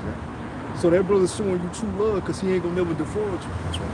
And if he do defraud you, he gonna immediately say, Salakia, brother, it never happened again. I'm so sorry I didn't mean to offend you. Right? That's somebody you can trust to deal with. Not just because y'all like watching sports, drinking. That's a simple mindset, you know? The Lord has revealed to us what true love is, what really matters, you know? It ain't about being liked, right? Who gives a fuck if someone likes you? You're supposed to have enough, the truth should give you enough confidence where you don't need nobody to like you. You should know who you are in the Lord now. You should know, oh, I'm a prince. Do princes walk around with their head down? Or do princes go around looking for everybody that like them? Or do they hold their head up high and say, I'm a prince? I'm gonna do what my father says so I get my inheritance. This is a fucking people agree with me right now. That's the mindset you gotta learn to have. Right? And that comes with growth. Because we all were fools at one point. Even in the truth, you it's a point where you're still simple, you do simple things. That's what I spoke about earlier, examining yourself. Yeah, I'm still being simple, man. I'm still simple as hell. And the way I got all this knowledge, I'm still behaving like this. Supposed to be on a way higher level than these people in the world. For as he Hey, you is. remember what I was talking about a while ago? I was like, when you'll see a person, it look cool on video, but when it's in person, it look weird. Because the music ain't behind it.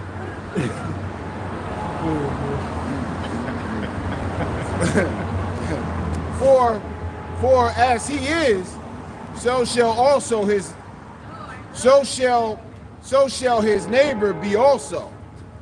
Yeah, because your neighbor is your kindred. First and foremost, your neighbor is your brothers of the same stock, Abraham, Isaac, and Jacob. Then now, further in this time, your neighbor is those that are doing the will of Yahweh Shah. Because the history that has taught us that some of our brothers of the stock of Abraham, Isaac, and Jacob has went towards the way of the heathen. So you can't trust them as a neighbor. You can't invite them, or you can't invite everybody around you things that you care about. You don't know their inner thoughts. You don't know what they really think.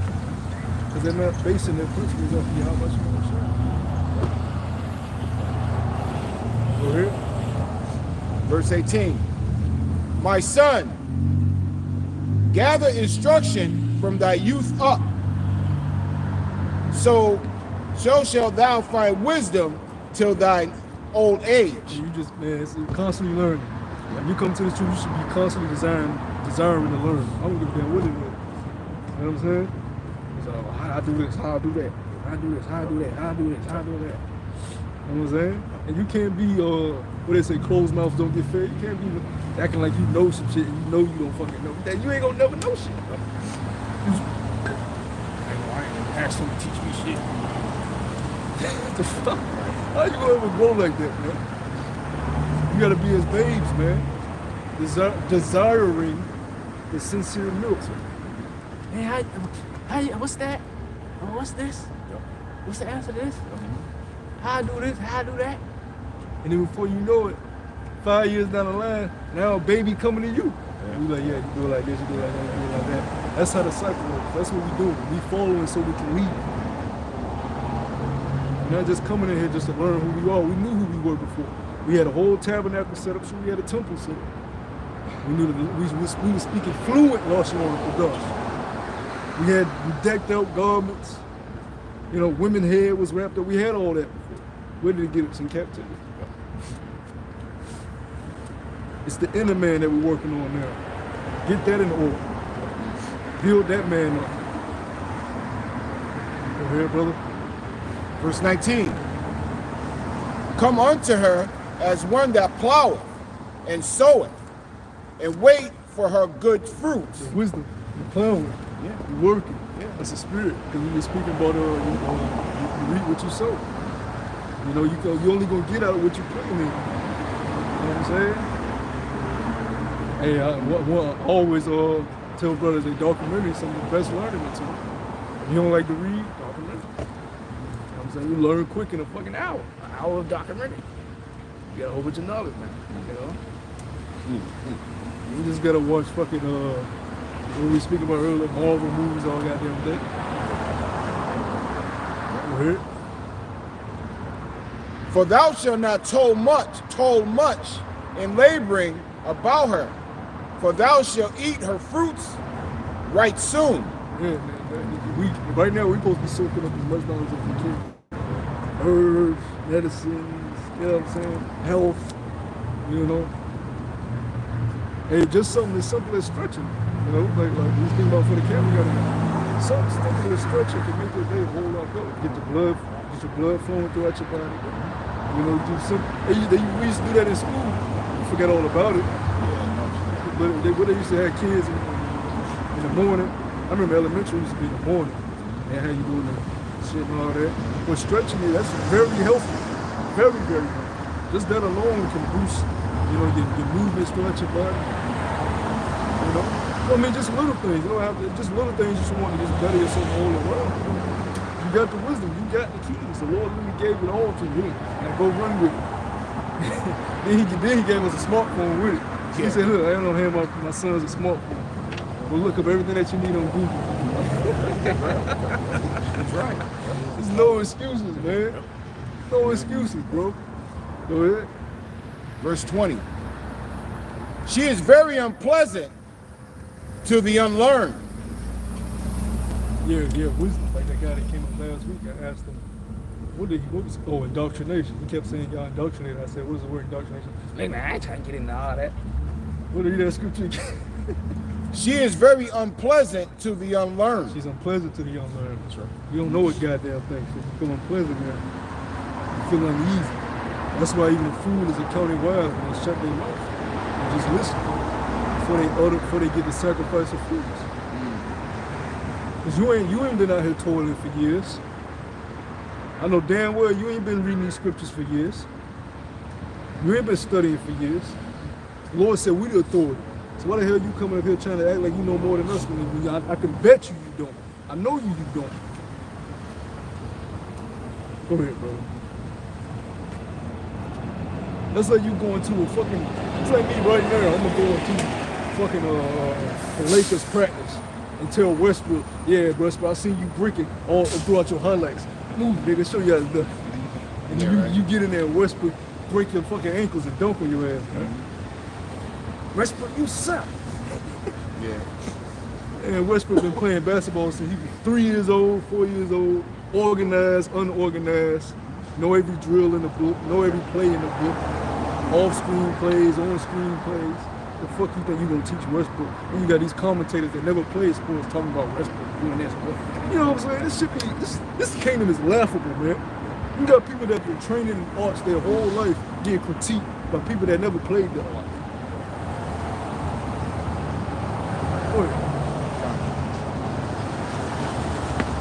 Continuing on with verse 20. He that is without understanding will not remain with her. That goes into what you were saying.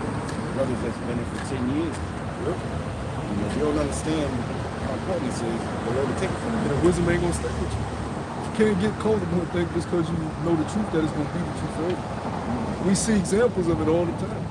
You know, we always tell brothers in our camp about, you know, our ex-field, you know, over 10 years ago, this dude was fucking, bro, knew every breakdown there was to know. History, knew everything. Herbs, medicine, whatever you need to know, he go there, but he knew it. And took one day, Lord just took it all and zapped it all away. Zapped it all away. You started listening to that, but you're like, what the fuck are you talking about? It's a scary fucking sight to see it happen. You know? Go ahead. Verse 21. She will lie upon him as a mighty stone of trial. He will cast her from him ere it be long. For wisdom is according to her name, and she is not manifest unto many. She not manifesting unto many. You know? You see a lot of people out here getting this? A lot of them, are a lot of people able to understand this? No. Even the people that's watching that documentary, I was listening to an Elder Poster Hall's video, and you had the chick call up, she was like, yeah, I watched the documentary. Do you ever think we'll go back into captivity? What the fuck are you talking about? You don't even know what it means to be a Hebrew Israelite. If you saying that, if you think we're going back into plantation captivity, you have no idea what you are. Go ahead, bro. You got this guy, I was about to call him an idiot, but you know, I'm gonna deal respectfully.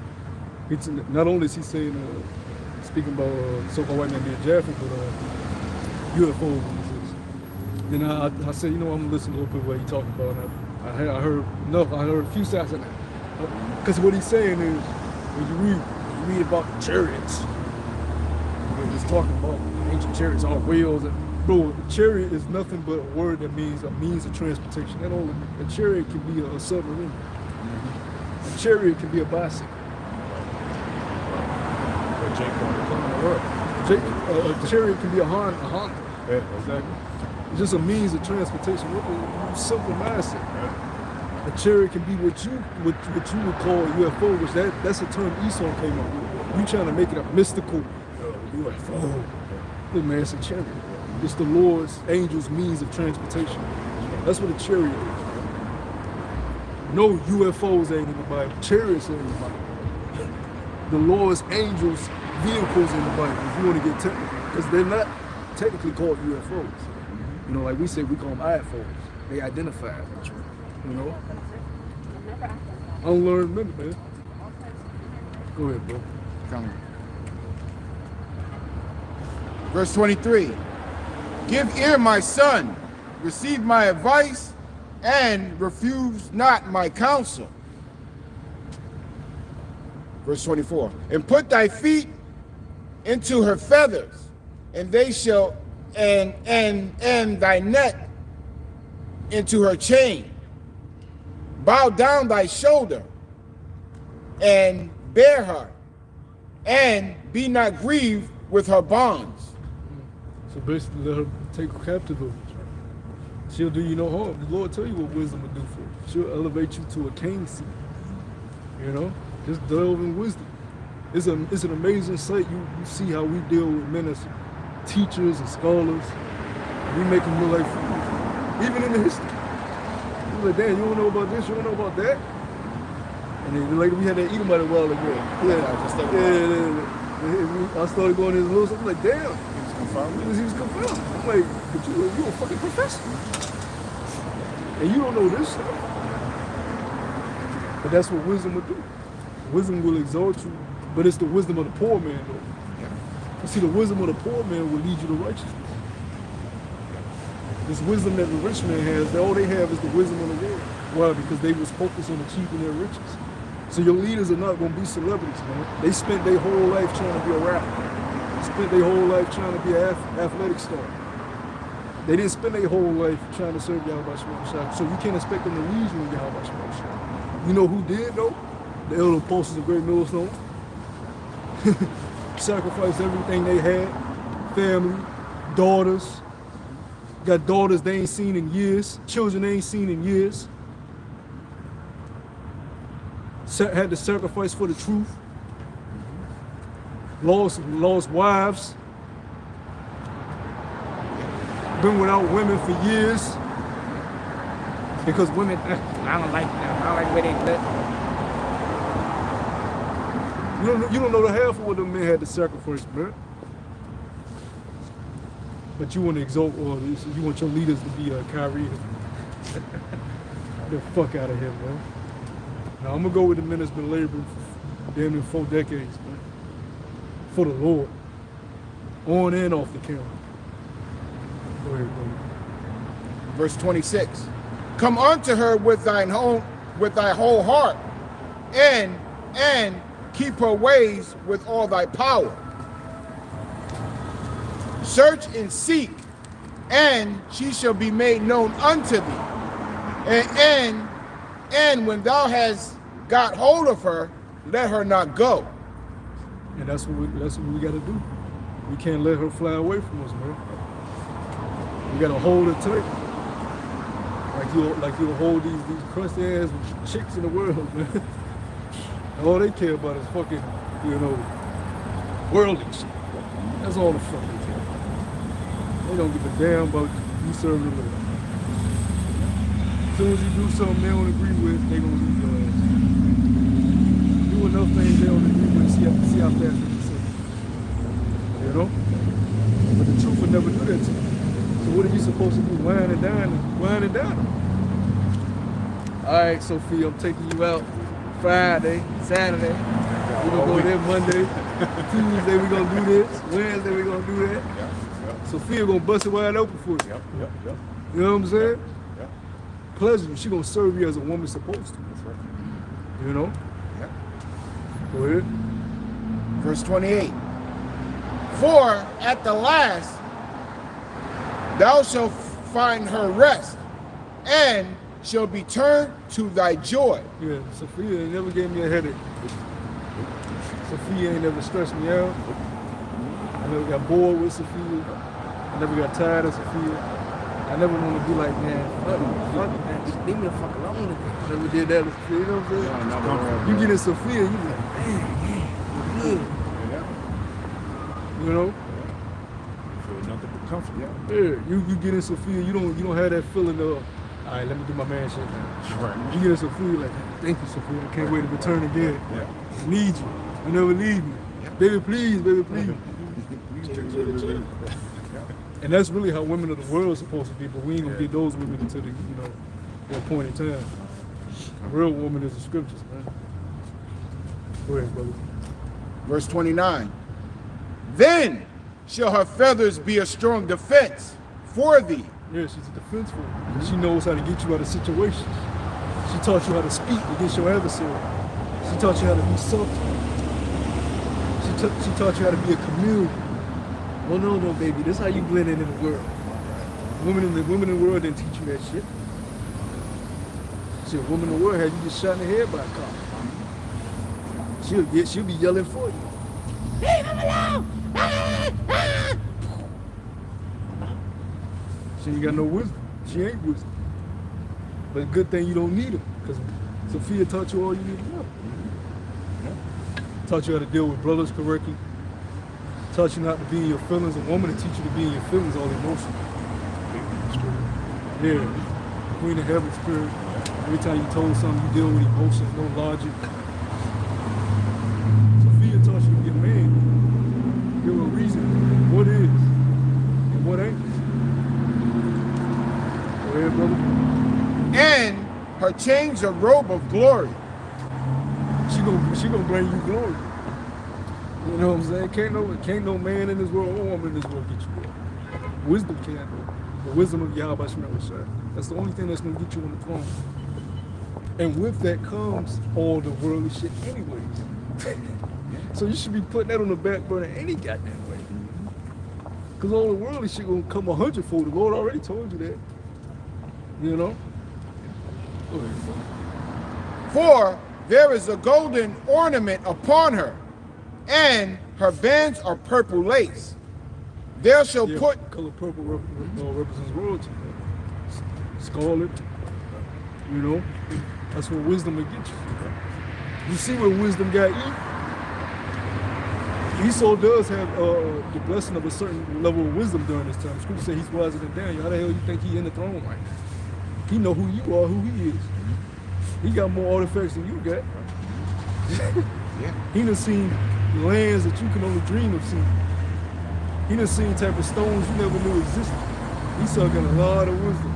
And you think he don't know who we are, where we are, and he don't got his hands in the pot, he's a fool. What he's trying to do is stir this thing. He is stirring throughout the media. This Hebrew Israelite thing, he's stirring. Allow Kyrie and Kanye and all these celebrities to say what they need to say. Then let's put imagery of them being demonized, you know? So that'll put fear on some Israelites. Then on the other hand, it's making other people hate the Israelites. Because when you really go into the message, what they not teach you, what you're not hearing them speak about is how Esau is the damn devil and he going to destroy. So when people dove in more, they say, oh, y'all message up. Y'all racist. Y'all got that type of hate. Hold on. A little girl is a woman at 12, 13? See, when they start getting the bitterness of the scriptures, then it changes up. It's all cool. Oh, I'm a Hebrew. Yeah. Let's dove into what you would call the nastiness of the scriptures. The minutiae. Yeah. Ain't too many people gonna be able to accept that.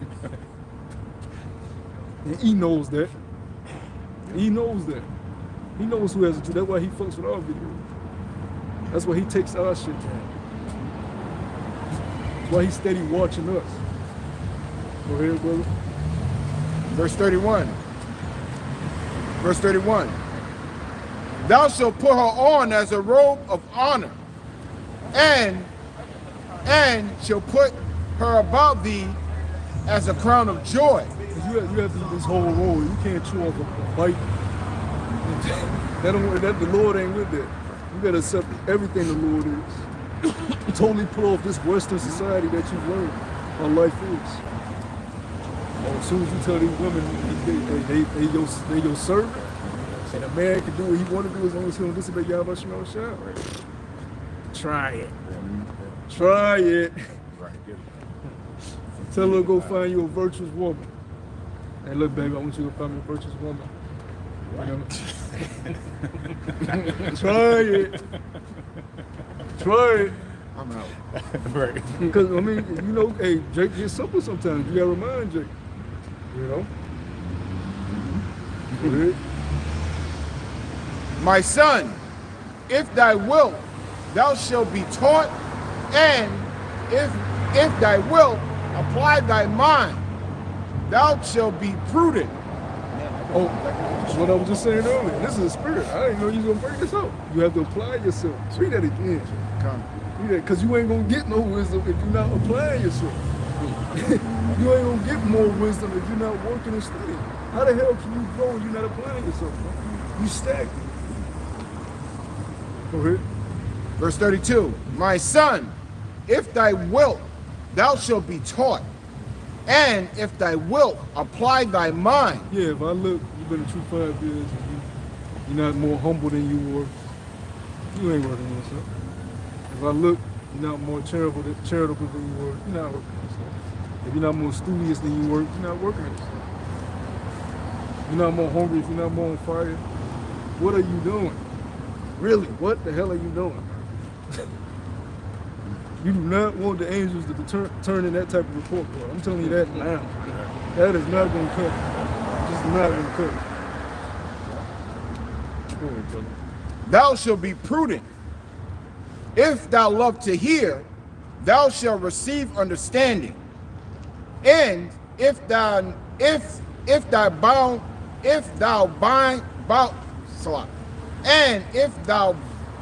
thine ear, thou shalt be wise.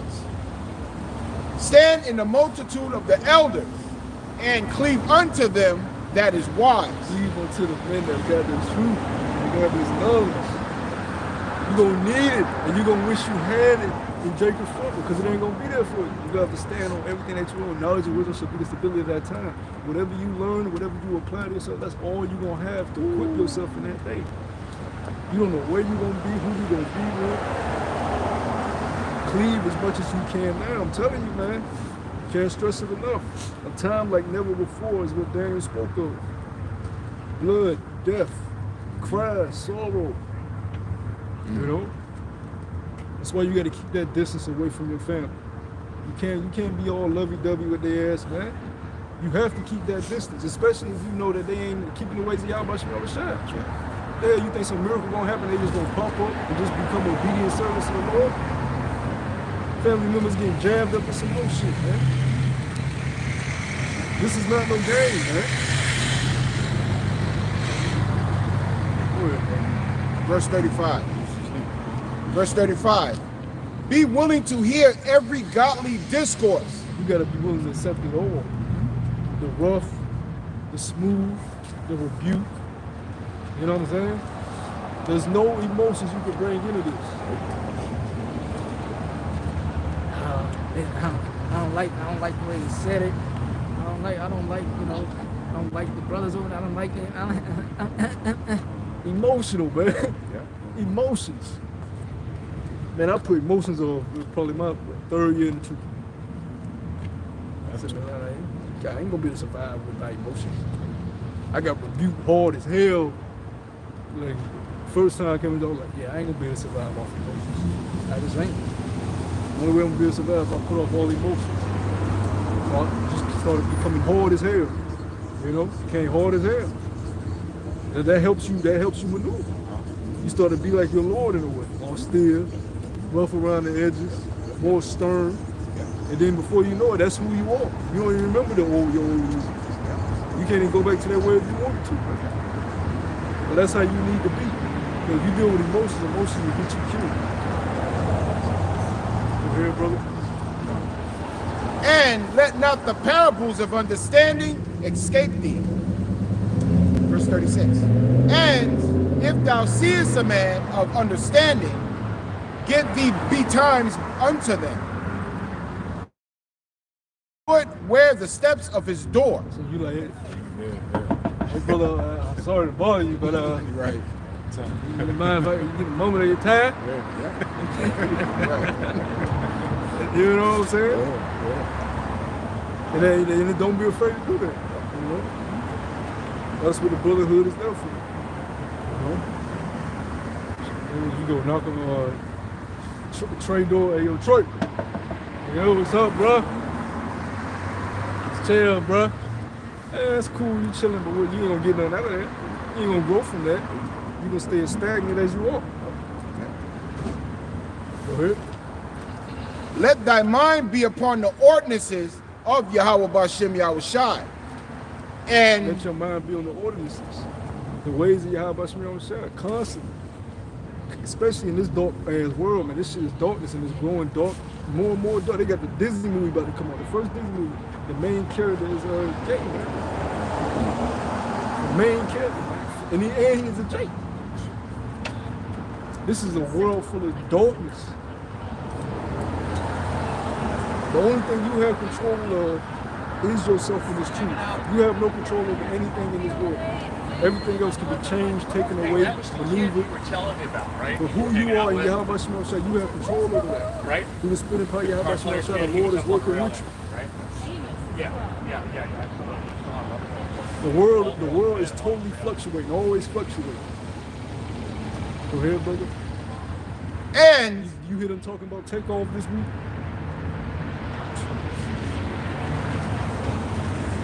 You know what I'm saying? Now take off in the spiritual realm, whether that was a sacrifice, well, it was a sacrifice. It was too late. Put the shit in the damn video. The night of. But he in the spirit realm, he's like, damn, everything was vanity. Yep. Everything was vanity out there. Yep. That's a horrible way to feel, bro. That's a horrible way to feel in the spirit realm. Your whole existence is vanity. And you ain't taking nothing with you on the other side. No works or nothing. Because we ain't playing the Migos in the kingdom. Shit, it was a culture 1, culture 2, culture 3 ain't gonna be played in the kingdom. Let's get those works and get burnt up in America. Yeah. So, so that's a horrible fucking way to go out. Go ahead, bro. And meditate continually. And by people you call your brothers. Yeah. Because that was clearly a sacrifice, bro.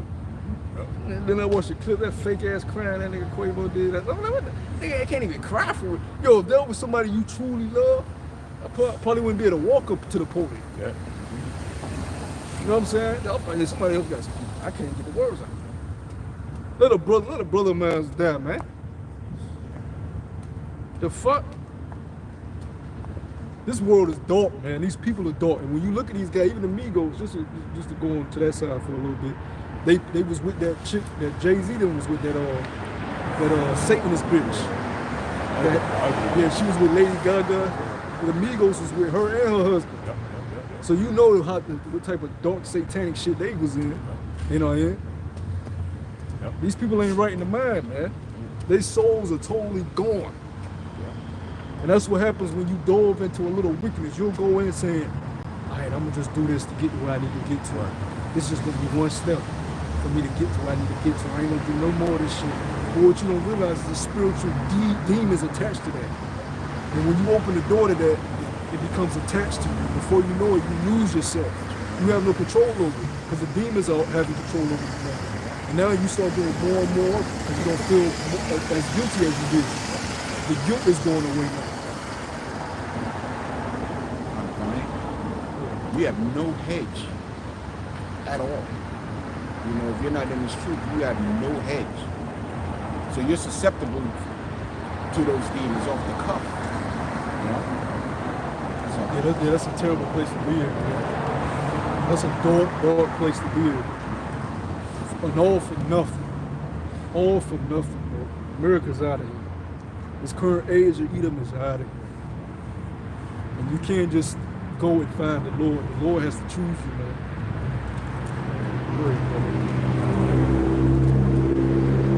Verse 37. Let thy mind be upon the ordinances of Yahweh Ba'Shem Yahushai.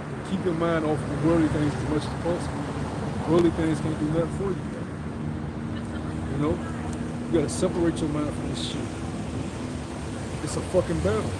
Whenever I find myself, my thoughts getting on worldly shit, it leads to me going off, man. So you have to seclude yourself, man. Go ahead, bro. And there's a certain growth and level in this point that you get to. If more brothers are able to do certain things that other brothers can't, and withstand certain things other brothers can't withstand, but you work towards that growth. So it diminishes your sins. Your sins of what? Your sins of pride, your sins of lust, your sins of laziness, your sins of gluttony, you know? Go ahead, brother. And meditate continually in his commandments. Meditate continually, man. Not just when you want to. You should always be constantly, Lord, water. Put the breath of life in me. Physical breath and the spiritual breath. You know? And repent every time you throw up a prayer. Get on your knees and repent, because as you can see, it's a world of darkness. You know? People in the world don't look at that like we look at that, man. They say that. Oh yeah, that ain't right. You right, that ain't right. But they don't look at it when you discuss that the world requires someone to look at it as. If the Lord asked them to stone them people with rocks, you think these people would do that? You can't do that. That's a human being. The Lord told me to take up a rock and stone their ass, I will stone their ass, no hesitation. That's a spirit you're supposed to do. People in the world don't have that love for the Lord. You're right. That's wrong. They shouldn't be doing that. But they don't truly hate it.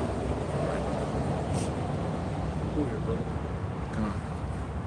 He shall establish thine heart and give thee wisdom at thine own desire. There you go. You know what I'm saying? And your main desire should be what? Your growth in this truth. Yahweh Ba'Shem Yahushua, pleasing Yahweh Ba'Shem Yahushua. Everything else, if it comes, it comes. If it don't, it don't. You know? Fuck it. You gotta get to a point now. I'm at a point now, the worldly shit, man, I get about that. Fuck it. Let it get me down. I'm working on my spiritual growth. Fuck it. Bring back my 10 pounds. Hell, my 20 pounds. You know, I got the brothers, brotherhood, shoot. Good. I'm healthy. I know how to maintain my health. Fuck, I don't need this worldly shit, man. Fuck. Do nothing for me, man. The Lord, like me and the brother sent the video we did this week. The Lord bless you with a little cookie out the jar. I'm like a cookie this week. Hey, cool. But you shouldn't need that to move to survive in the world. I did a video a while back, like having crutches in the world. You know, brothers will make alcohol a crutch. You know, it ain't nothing wrong with drinking, but you can't make that your escape. Your escape is supposed to be the truth. You turn to the world and make things in the world your crutch when you get depressed. That's not how you grow. You grow that's when the Lord tries you the most. When you're depressed and you feel like you're down and out in the world, where do you run to? You run to vices of the world, or you run to the Lord?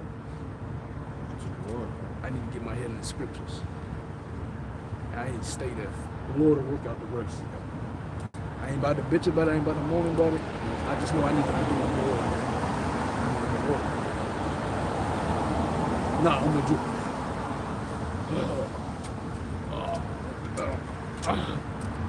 World beat me down. You a prince, man. Act like it. Go ahead, bro. That's what I'm at. There's a lot of them. No, if we win, we still gonna hold that forward. We still going into the same It's all in line. They keep going. The book of Sirach, chapter 7 and verse 1.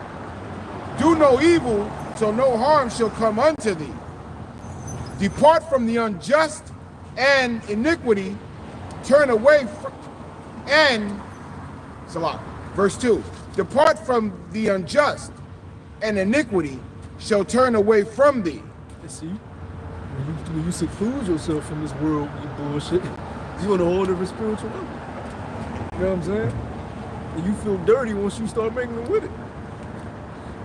That's where your spiritual growth kicks in. You're like, damn, there's only so much of this shit I can take. Y'all niggas wicked. I see why the Lord hate y'all and put y'all up there. I'm out. I done had enough of it. You know what I'm saying? You may get a good hour out of me. You know what I'm saying? But other than that, this ain't no shit for me, dog. I gotta appease my mind, keep my peace, my sanity. Go ahead, brother. My son, sow not upon the furrows of unrighteousness, and thou shalt not reap, them sevenfold. What did we start off talking about? See how the spirit works? I didn't know this brother was gonna bring this precept out. We was going into what you read what you sow. Read that again. The book of Sirach, chapter 7 and verse 3. My son, sow not upon the furrows of unrighteousness, and thou shalt not reap them sevenfold. So when you see niggas in the world getting these type of judgments, they're only reaping what they've sown. I seen some wild shit. Jake got in a shootout. Jake got shot in the head driving on live. Yeah, I eat these shits. Yeah, I'm probably. Nigga, the beard rope, whole face dressing blood, teeth, mouth blood. Got shot in the forehead, bro. On Instagram Live. Yeah, I'm ready with this shit. I'm a David, niggas. You know what I'm saying? This world's crazy, man. Then at the end, he's like, oh shit, this shit starting to hurt like a motherfucker. Jake crazy, man. Demons of the world, man. You gotta keep yourself from these people, man. And there's levels to how demonic they are. You know, not everybody's crazy demonic. But it only takes a little bit of the demon to affect you. That's what the demons want. They want you to indulge in the world, keep you away from everything that's spiritual and righteous. The more you're away from your Habashah, the better chance they have of keeping you from your crown, man. Keeping you from your spiritual growth, keeping you from the pinnacle that you can reach in the truth. Go ahead, Verse 4. Seek not of the Lord preeminence, neither of the king's seat of honor. Justify not thyself before Yahweh Hashem Yahushai, and boast not of thy wisdom before the king. Seek not to be. Yeah, you know, that's it. Let's get Proverbs. This is Proverbs 24. I'm going to start at 10. It reads, if thou faint in the day of adversity, thy strength is small. If thou forbear to deliver... Yeah, in the day of adversity. There's going to be a lot of guys that think they're going to make it. They're going to faint in that day because their strength is small. What is your strength? Yahweh Shah. But have you been building towards that? Have you been securing a slot to where the Lord is going to be on your side in that day? This is a tryout we're doing right now for the Lord to be on our side. Lord willing, we make the cut. We don't know if we're going to be protected one day. That's why we pray, and work. In the Lord's labor force, with fear and trembling. Go ahead. If thou forbear to deliver them that are drawn unto death, and those that are ready to be slain, if thou sayest, behold, we knew it not, doth not he that pondereth the heart consider it, and he that keepeth thy soul, doth not he know it, and shall not he render to every man according to his works? Yeah, will not the Lord render every man according to his works? That's for anything. Right? We've been touching on through the body aspect that you apply the Esau wickedness. Is not the Lord gonna render Esau for his wicked crimes on the face of the planet? He's a goddamn liar. You say he's not. This man got a lot to pay for, and it's innumerable. His sins is reaching to the heavens, and you will pay from the top of the echelon Edomites to the motherfucker in the trailer parks, digging boogers out his nose and scratching his ass. All of y'all going into a pit together. I don't give a fuck if you die today, die tomorrow. I don't give a fuck what happened to you. All Edomites going into slavery, and it's justified, it's just. Because nobody gave a fuck about what happened to us and what happens to us on a daily basis. You couldn't even get 40 acres and a mule in a kingdom that you built up that became the superpower of the earth. If that's not a spit in your face, what the fuck is it, man? Right. And you niggas got the nerve to go to vote in an election? You couldn't get 40 acres and a goddamn mule. That's a joke, man. That's a fucking joke. Go ahead, bro. My son, eat thou honey, because it is good, and the honeycomb. And honey is, on a physical level, honey is one of the best things. Well, this brother got me, and I'm hooked on that version now. The solid walk, that shit there. They come up, man, you talk about health benefits? Google them health benefits of just honey alone, man. That's a blessing from Yahweh Shah. From what he do? Get rid of the bees. Capture the bees and shit. Put fake honey in the stores. All this processed bullshit that's strained of its nutrients. He was damn devil, bro. But applying it to the spiritual aspect, honey is the truth. Right? So the Lord is basically saying, look at how beneficial physical honey is. But that's the same benefits you get from the truth.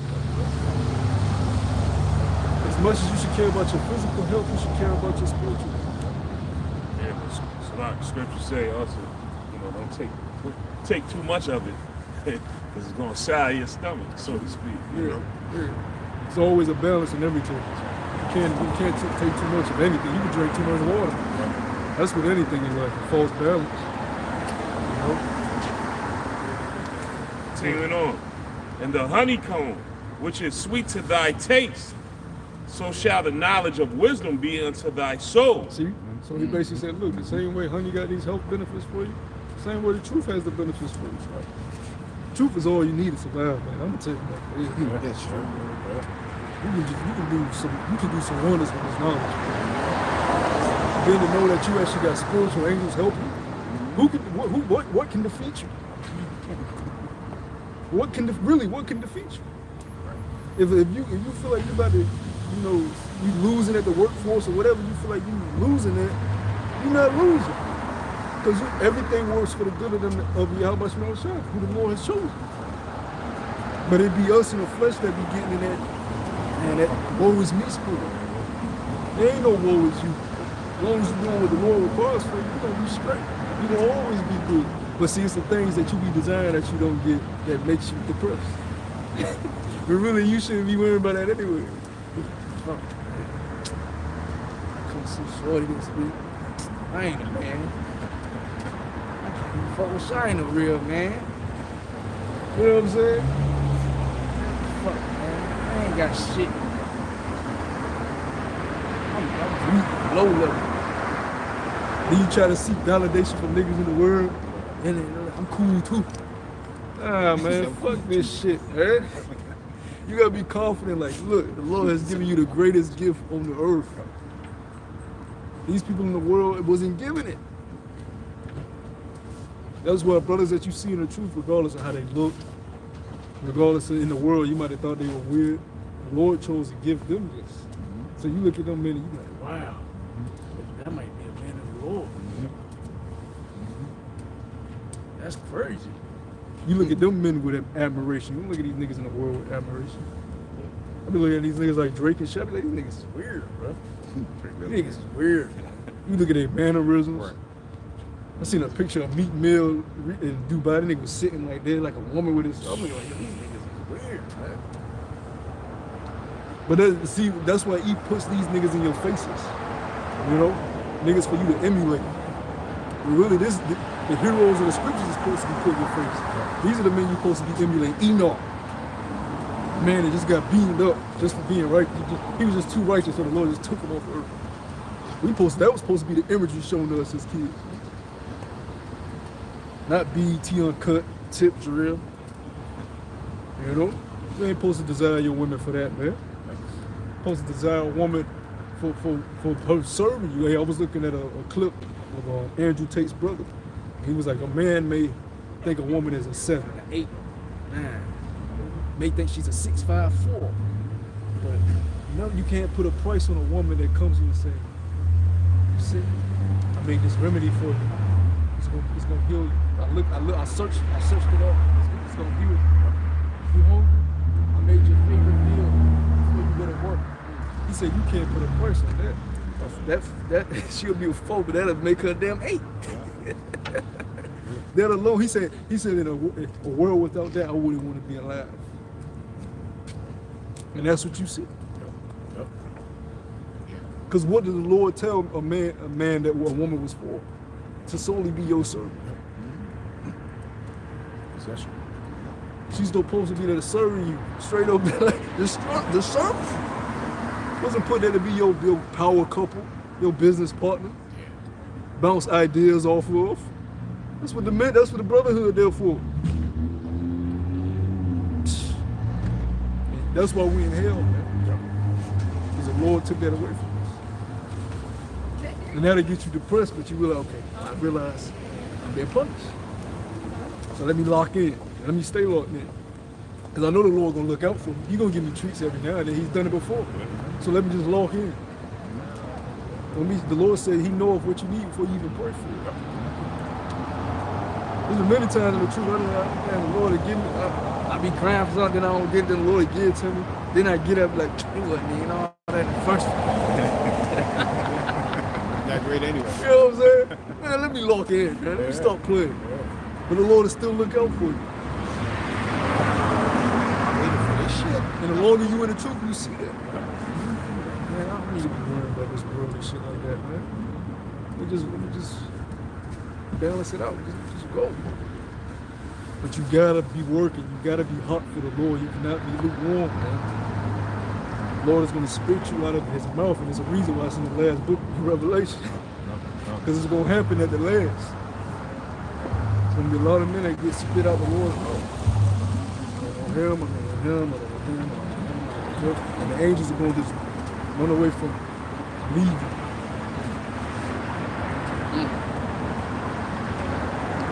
Go ahead, Moses. Just like they did Judas. Judas was amongst the brothers. Judas was amongst the 12. The elitists of the elite. Ate with him, slept with him. Hugged Yahushua. Kissed Yahushua.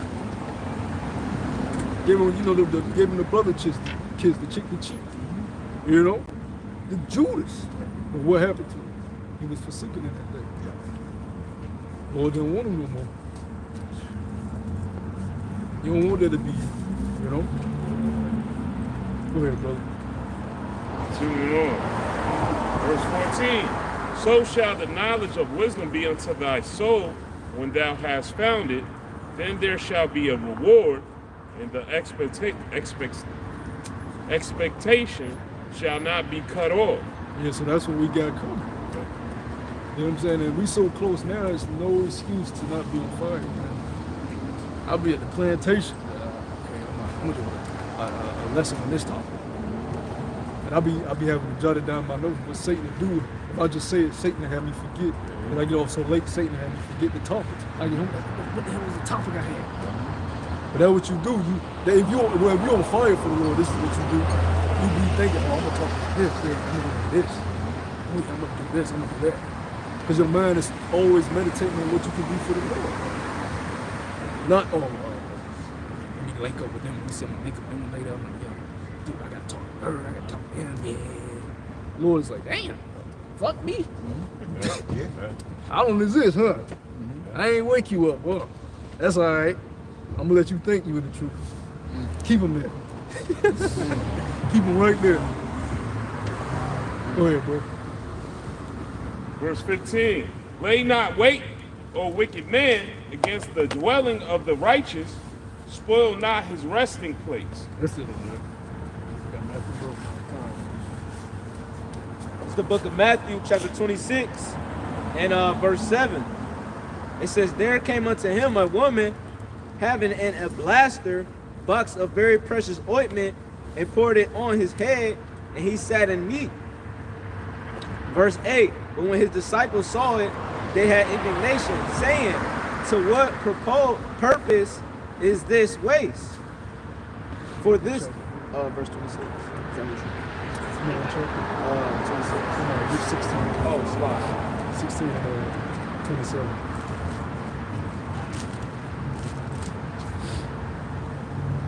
Revelation 2 and 23. This is the book of Matthew, chapter 16 and verse 27. And it says,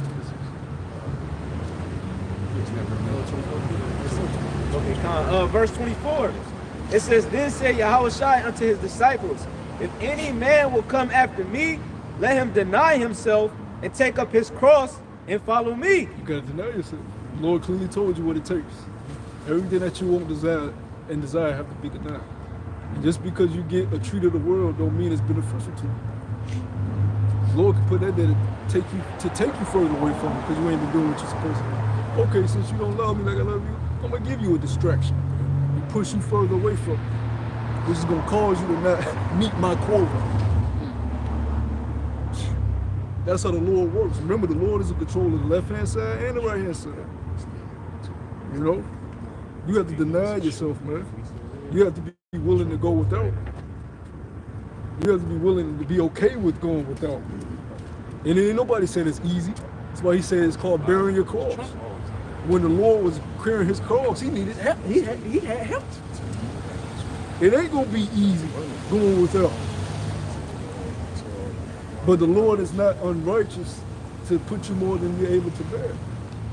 And then you look up, you have down weeks, you have up weeks. You look 1 week down. Yeah.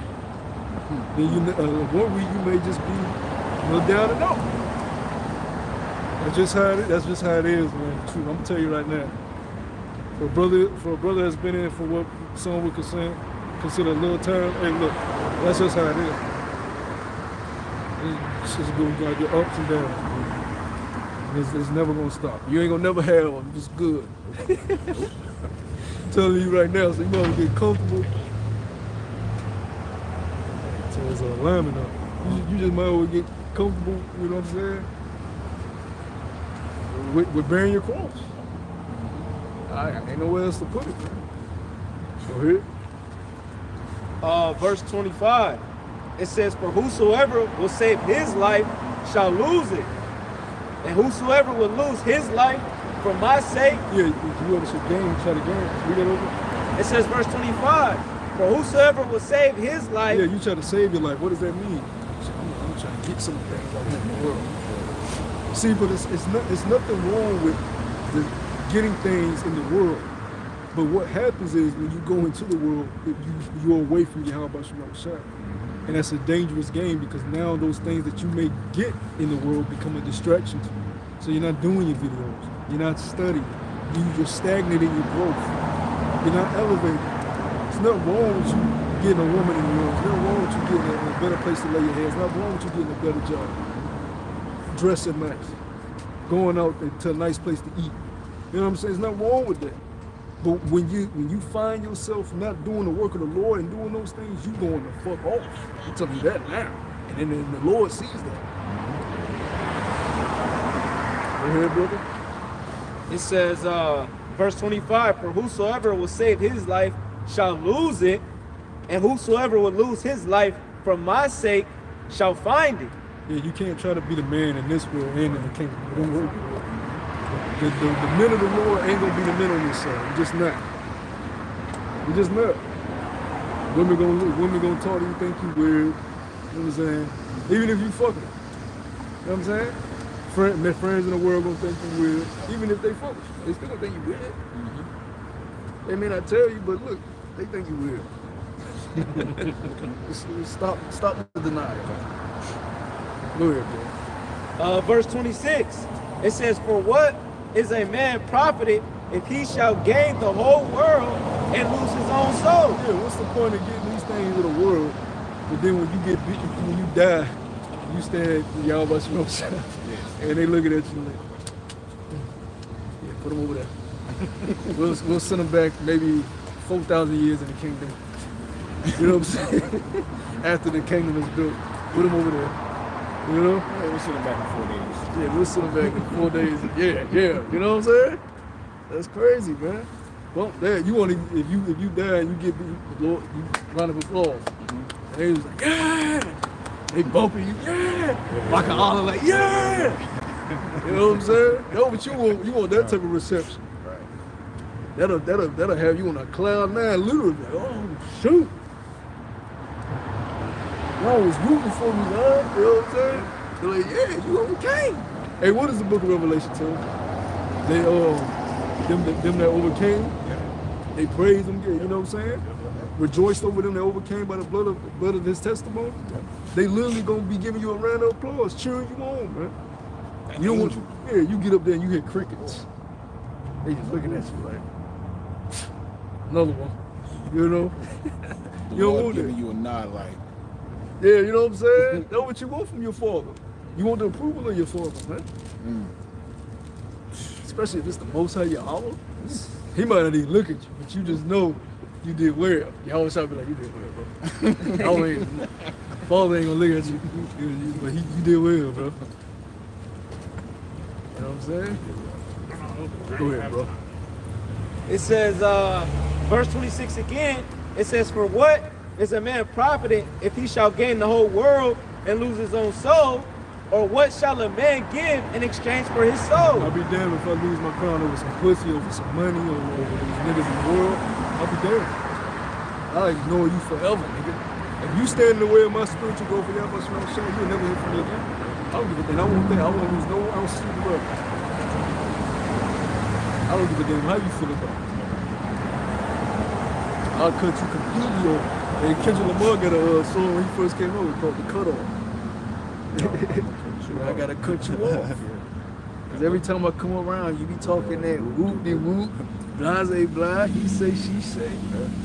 I gotta cut you off. And that's when the world be up. How much more true? Gotta let you go, man. You're hindering my spiritual growth with Yahweh Shah. You can't allow you to take this away from this. All I got left. I don't have anything left. I forsook everything for this. I forsook my dreams, aspirations. I broke up with hoes. You know what I'm saying? You know what I'm saying? Missed funerals. Yep. On camp days. You know? Shoot, we forsook a lot. My grandma just passed, 2 weeks ago? Missed the funeral. Family feel some type of way about that. Are you able to bear that type of cross? Or are you gonna care about what your family thinks? Your family gotta accept you for who you are. And if they don't, then that's on them. You're supposed to be trying to please your how about Shemel Rashad, man. You know what happens when people die anyways. Not even dead. What did the Lord tell them? The girl that they were mocking them too, they mocked. He said, well, yeah, she's not dead, she's asleep. What are you talking about? He got mad at the yams. And then he said, little girl, wait. That's simple. Oh shit! Damn. Lazarus, get up. Lazarus start walking. Damn! And Lazarus probably thought he was asleep. Yeah. Because he was. Yeah. That's the level you gotta get to. Your mind has to be focused on Yahweh, Bahasham, Yahweh Shai. Everything else comes second.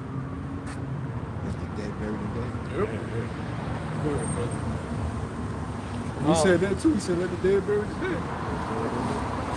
Look at this. I'm gonna go to church. All this paganism shit up. Y'all crying and wilding. Right.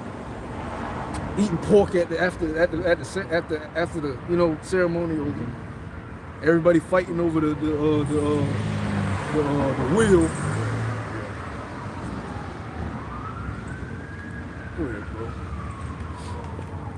It says, verse 27, it says, for the Son of Man shall come in the glory of his Father with his angels, and then he shall reward every man according to his works. Verse 28. Yeah, so that's what we're waiting on. We're waiting to be rewarded for everything, the sacrifices we made, everything we forsook, everything we put off. And you're not supposed to look at it as a grievance. You're supposed to look at it as, I know the Lord got me. I'm going to serve the Lord. I'm going to go all out. I'm going to totally take my emotions out of it. You know? You got to cry in a closet by yourself, you do that. But you don't forsake the Lord for this world. You don't put the world before you. How about you shame? Go ahead. Verse, I'm gonna read verse 27 again. And It the says, power that we're dealing with, you gotta realize who we're dealing with. The power of life and death, light and darkness, good and evil. He's scary. You know, I've seen an apparition. The power of that, look, you don't want to play games with that, man. You just don't want to play games with that. Every day you should have a feeling you like, I can do better. I know I can do better. I'm going to do better. I have to do better. I must do better. This is for my legacy. This is for Yahweh Shemel Shai. This is for the life I got on the other side. I gotta go hard. Don't let Satan get in your head, man. Get you off track. Resist the devil, he should flee from you. Walk in. You're gonna have your ups and down days, but as long as you know that, you're able to do what you do. All right, sit down for me. I'm gonna be all right. I'll be good. You know what I'm saying? So I went to sleep a couple nights ago. I was like, nah, it was a bad day for me, man. Tomorrow I'll be better though. It's like good. You know what I'm saying? Can't let that get to you, man. We all sinners, we all worthy of death, but we have Yahweh Bashim Yahushua. And that's all you need to overcome and conquer. Go ahead, brother. Verse 27, it says, for the Son of Man shall come in the glory of his Father and with his angels, and then he shall reward every man according to his works. Woo! So when the Lord comes back, that's when we get rewarded. So why should I be rewarded now? I don't want to be rewarded now. Fuck that. I'm going to wait till the Lord come back from whatever realm he coming from with them type of gifts. What type of garments you coming with? What my body going to look like? I'm going to be more fine ass, you know what I'm saying? Yo, you got to imagine, bro, we going to be fine as hell, bro. To be part of that number to get new bodies, you going to be on a whole nother level. Fucking, you got 10-pack. You got the packs on the side, shoulder blades. Afro gonna be like a never pick. Yeah, you gonna never. Yeah, that Jermaine Jackson folk, man. Yeah. You know, glorious, man. Full luxurious beard. And you gonna be young. Hey, we all gonna be young. The elders gonna be young. You don't know what age the Lord may start us off at. You know. And Ezra told us that he was a young man coming back. And it's glorious, bro. Glorious, man. That's the reward I want. And everything gonna be worth it. Go ahead, bro. It says, verse 28, verily I say unto you, there be some standing here which shall not taste death. Yeah, you're gonna actually have some brothers that don't die. That's crazy. You actually think about it.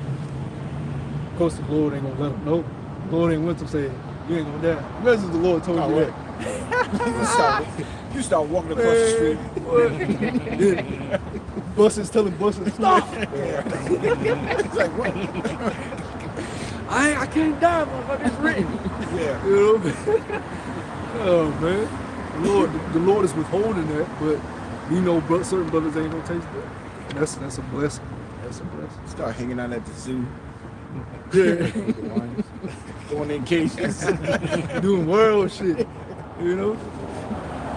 Go ahead, bro. It says, verily I say unto you, there be some standing here which shall not taste of death till they see the Son of Man coming in his kingdom. That's gonna be mighty. That's gonna be mighty. We've seen the Lord has blessed us to see chariots. All type of chariots, man. You see the power of them chariots, and they don't even manifest. They haven't even manifested their full form. Show you what they really look like as vehicles.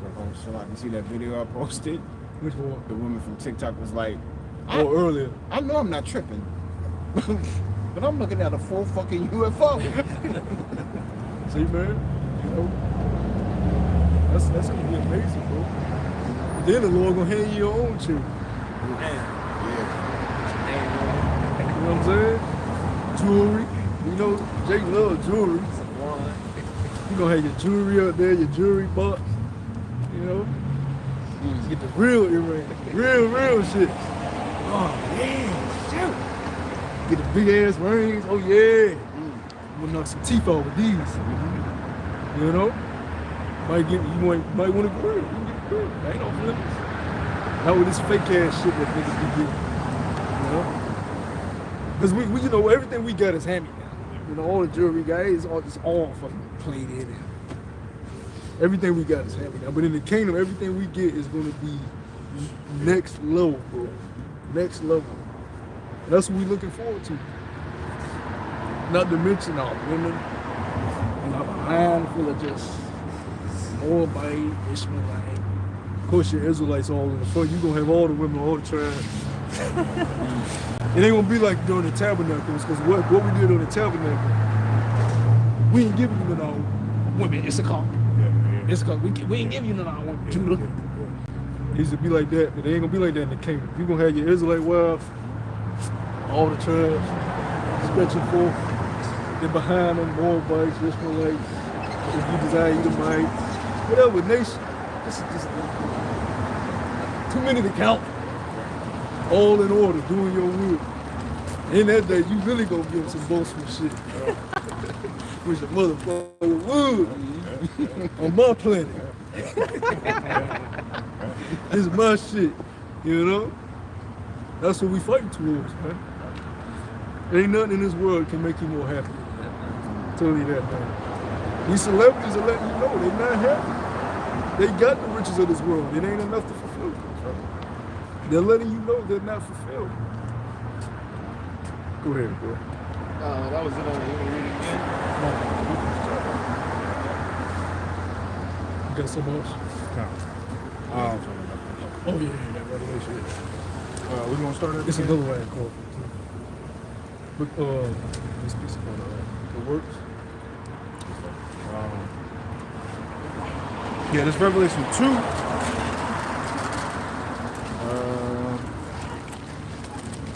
It's Revelation 2 and 25.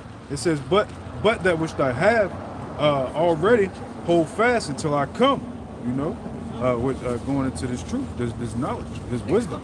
You know, doing all you can. You know, to grow. You know, and build yourself daily. And that's part of holding fast, that endurance. You know, that we're required to have. Verse 26. And he that overcometh and keepeth my works unto the end, to him will I give power over the nations. That's when. Yeah. It says, and he shall rule them with the rod of iron and with the vessel. That's chapter 2, right? Yeah, What verse you on? 26. I mean 27 now. No, start at Start at 22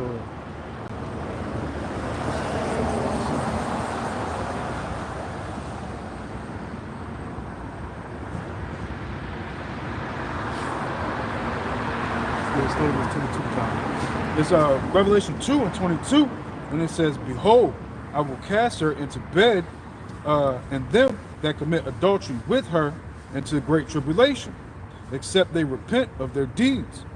You know, and that's going to all these the people, mainly you Israelites, you know, that wants to be hand in hand and buddy buddy, you know, with these other nations, you know, and follow their wicked deeds, you know.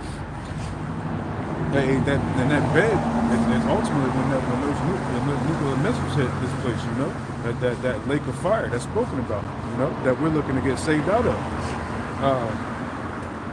It says, verse 23, and I will kill her children with death, and all the churches shall know that I am he which searcheth the reins of the heart. Yeah, the Lord told us, I'm gonna kill your children with death. Like, that's what we serve. So you ain't supposed to be playing games with that. He said he's gonna search the reins of your heart. Go here. And I will give unto every one of you according to his works. He's gonna give every man according to his works. Whatever you've sown, you should reap. You better hope it holds up, because he said he's gonna burn everybody's works too. Whether it be chaff or stubble. Yeah. Or whether it be worth to keep. Go here, brother. It says, but unto you I say, unto the rest in Thyatira, many have not this doctrine, and which have not known the depths of Satan. As they speak, I will put upon you none other burden. It says, but that which you have already hold fast until I come. Yeah, not everybody's been given this. Not everybody's been given this understanding. The true breakdown. The name, you know, everything that you need to get through Jacob's trouble and the time at hand. Go ahead. So hold fast to this. Utilize it. Go ahead. And he that overcometh, and teach your prophet. You're supposed to teach. Push out the word, man. Get the word out so other brothers can listen and learn. Go ahead, bro. it says, and he that overcometh and keepeth my works unto the end, to him will I give power over the nations, and he shall rule them with a rod of iron. Yeah, we're gonna have to run. We're gonna have to stand.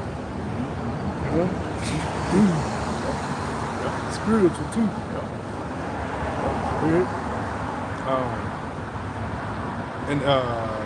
And he shall rule them with a rod of iron, and as a vessel of a potter shall he break them into shivers, even as I have received of my Father. And I will give him the morning star, and he that have an ear, let him hear what the Spirit saith to the churches. There you go.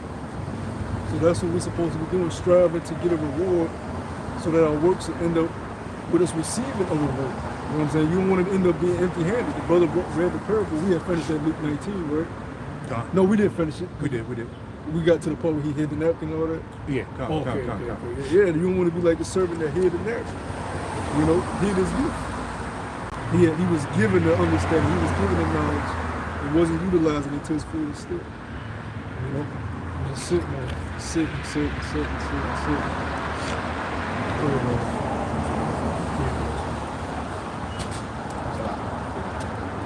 The book of 1 Peter, chapter 1 and verse 1.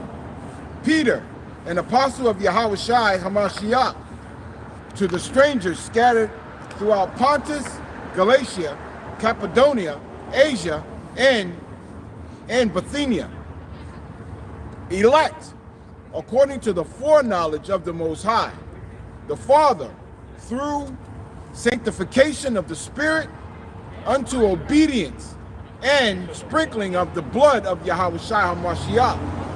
Grace unto you and peace. Yeah, peace be unto us. Grace be unto us. This is the gospel unto us. This brings us peace. We don't speak peace for these niggas out here. That nigga on that motorcycle that came up, that don't speak peace to that nigga. He speak death. If he wanted to, we could throw curses and we'd be totally justified. That was a straight demon. Go ahead, bro. Peace be multiplied. The prophets have the authority to curse and bless, man. Hope you know that. What did Peter do to Sapphira and Ananias from stealing from the church? He had the power to kill their ass. Where's that in the Christian church? Speak about how one of the servants of the Lord in the New Testament. He had the ghostly air. He said, I heard you. What you doing to the church for the money? Drop dead. Drop dead, man. Lord gonna give brothers that type of power, man. Put your ass to death out here, man. Send your ass to the spirit realm where you belong. Demons, walking demons, man. Verse 3.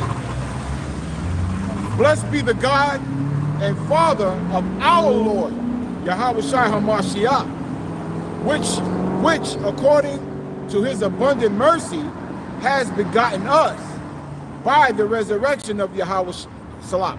Has begotten us again. That's why you ain't gonna see Kyrie them at the count like that. Hey, we start shouting like that, them niggas are gonna feel uncomfortable. Yeah, I can't be seen this shit.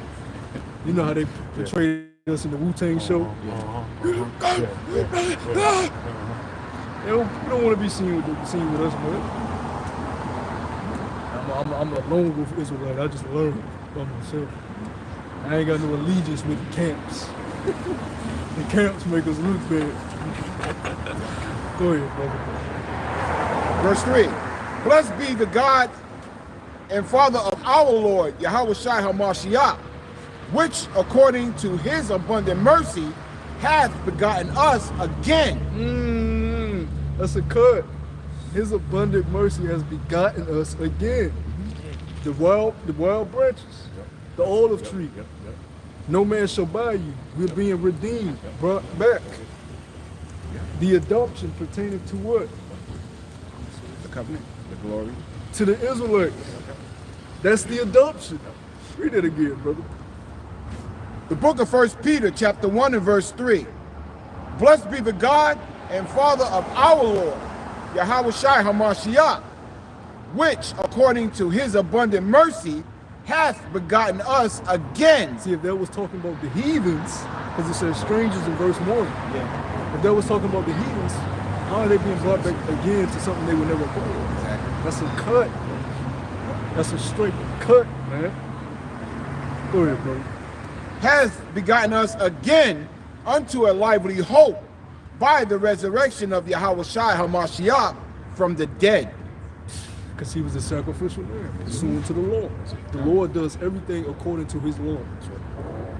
You look at Yahweh Shai's death, him being the sacrificial lamb, Passover lamb, Feast of Unleavened Bread. You know what I'm saying? All the feast days he fulfilled, man. And he's going to continue to fulfill. Feast of Tabernacles, you know, Feast of Trumpets, Memorial blowing the trumpets, you know. The Lord does everything according to his law, and according to his law, he gave us a sacrifice. He gave us the ultimate sacrificial lamb, which was Yahweh Shai, to bring us back again. That's a hell of a cut scripture too. You gotta add that to your also. Yep. I'm gonna say you highlight that. Yeah, that's a hell of a cut. So because the Christians pull that scripture out. It says strangers. You gotta tell us where they being brought back to then. yeah, right. That's a cut. Verse 4. To an inheritance incorruptible and undefiled that fadeth not away. The inheritance, we spoke about that earlier. I think you brought it up earlier. Storing our treasures, where no thief can come in and steal. Our inheritance is it can't be corrupted because it's up there with Yahweh Shai. He literally has the gifts of the elect with him, ready to give it to him. Can't nobody who go rob Yahweh Shai? Yeah, right. You know what I'm saying? Come on, man. Spiritual bank account, bro. You're supposed to go hard. You're supposed to invest as much as you can in that piggy bank. Get it to the net. That one's full. Another piggy bank.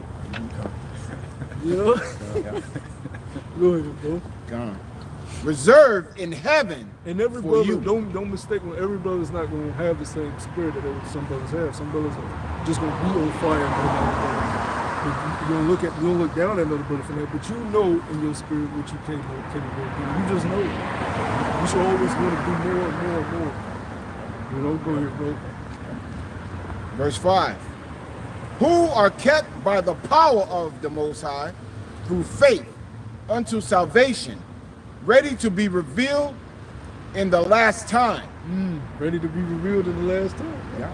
Waiting for the manifestations of the. Matter of fact, I'm about to get the earnest expectation in Romans. Waiting for the manifestation of the sons. What's it, Romans 8 or 9? Something like that. The scriptures say we don't know what we shall be, but we know we shall be as him, for we shall see him as he is. Something the earth has never seen before is about to happen on this earth. They're making all these God shows, and immortal shows, superhero shows. It's about to happen. You know, the Lord is going to break the barrier. We're going to be able to travel all of the earth. Come on, man. The type of journeys and adventures we're going to have in the kingdom. You can't even express that, man. It's so much that we don't know that exists. The spiritual realm, this is what's on the spiritual realm. What's there? What's there? What's on the earth? Like to be able to travel freely, know where you're going, know what you're doing. No, that's that alone with the wisdom, the protection, as an immortal, just the earth alone, the one that's there. Be able to swim to the bottom of the sea and sit with Leviathan without a fear. You just chilling like so. Looking at his eye. Yeah, that's his big ass eye. You know? That's dope, bro. Go ahead. Can I read 4 again? Yeah. Because that's deep. The book of 1 Peter, chapter 1 and verse 4.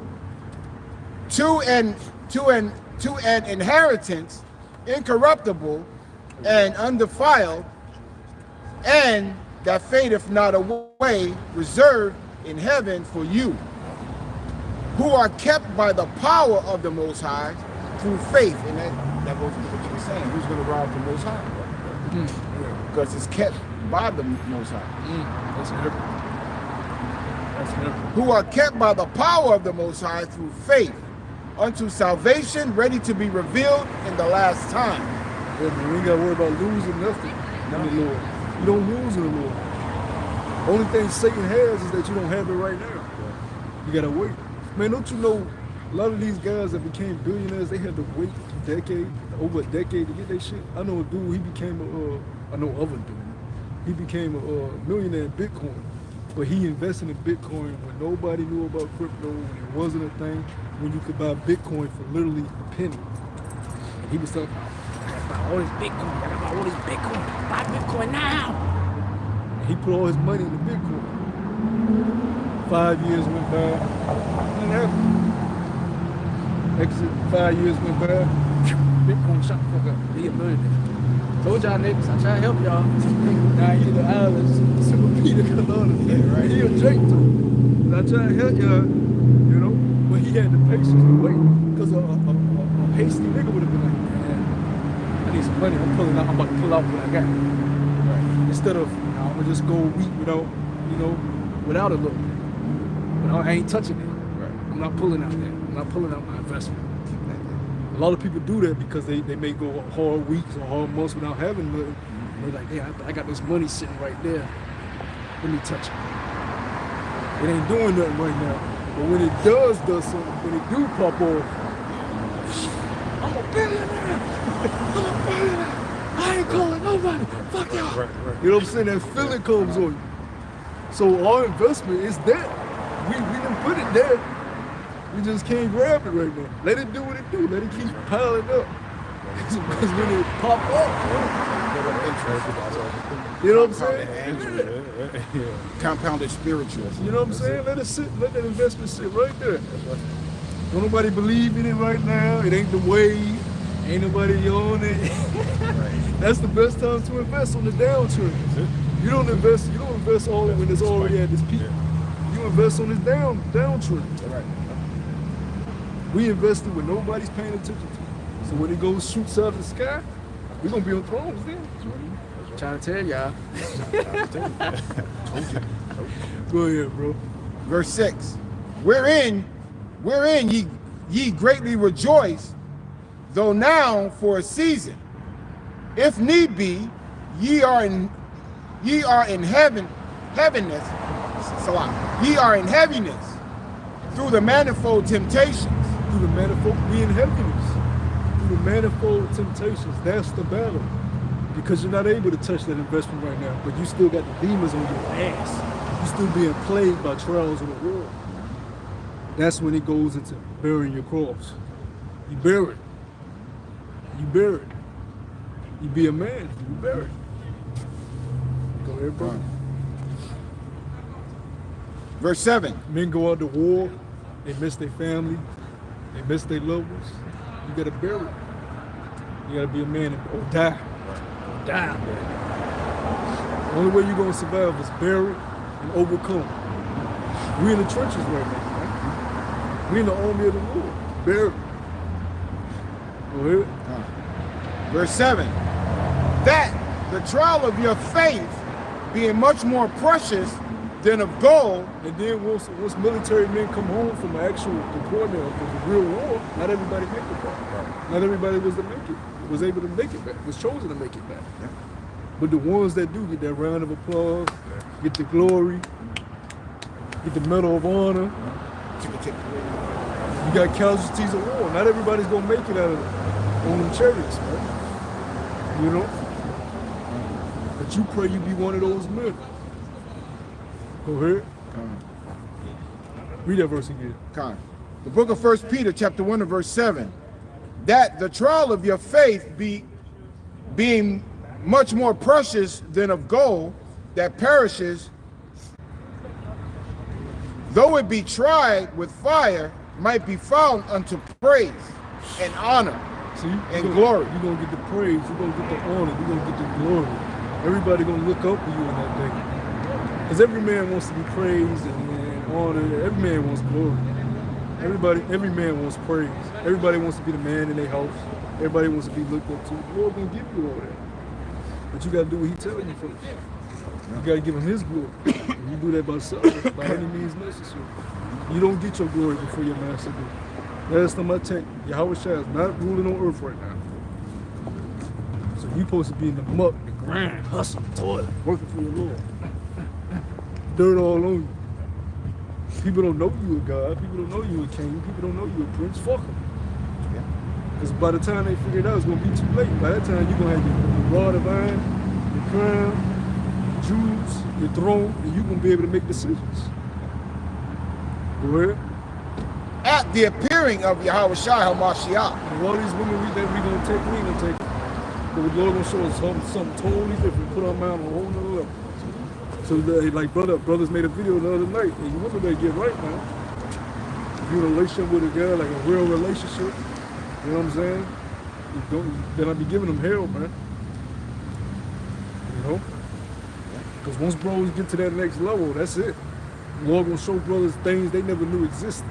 Mine gonna be on a whole different thinking level. Last thing I'm gonna be thinking about is you. Believe me. So you better just play your role, man. Verse 8. Whom having not seen ye love, in whom though now ye see him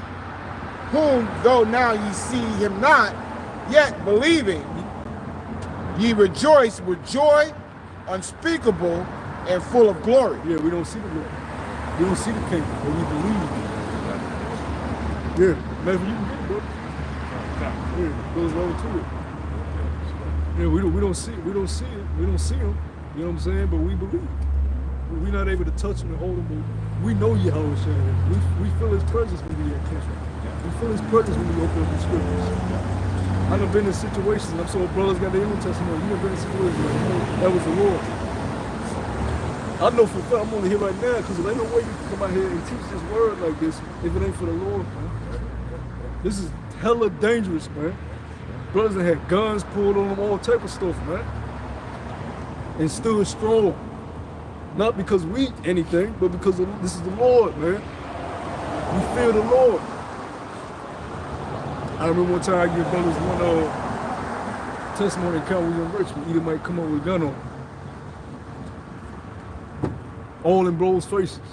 The Lord put a spell on the Edomite chick to rebuke his ass. She was minding her mission. You leave them alone. You don't mess with them.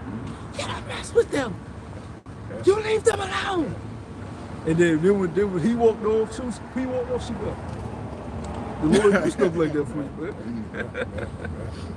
You know? Go ahead, bro. Yeah, this is Hebrews 11:1. It reads, now faith is the substance of things hoped for, the evidence of things not seen. For by it the elders obtained a good report. Through faith we understand that the worlds were framed by the word of the Most High, so that things which are seen were not made of things which do appear. That's the point right there, you know. Just because you can't see anything doesn't mean that it's not going to come into fruition. You just got to go by faith, you know. And go, you know, laying back and off of what the brother Ayash was speaking. Yeah, you don't see the hard work and labor that somebody's doing. You don't see the come up before you don't see the glory. But that person there, he saw it before you saw it. Steph Curry saw himself shooting buzzer beaters and winning the championship. Turning around before. You know how everybody, we all had it because with Jake, we had little playrooms, or your homeboy might have had. I had one.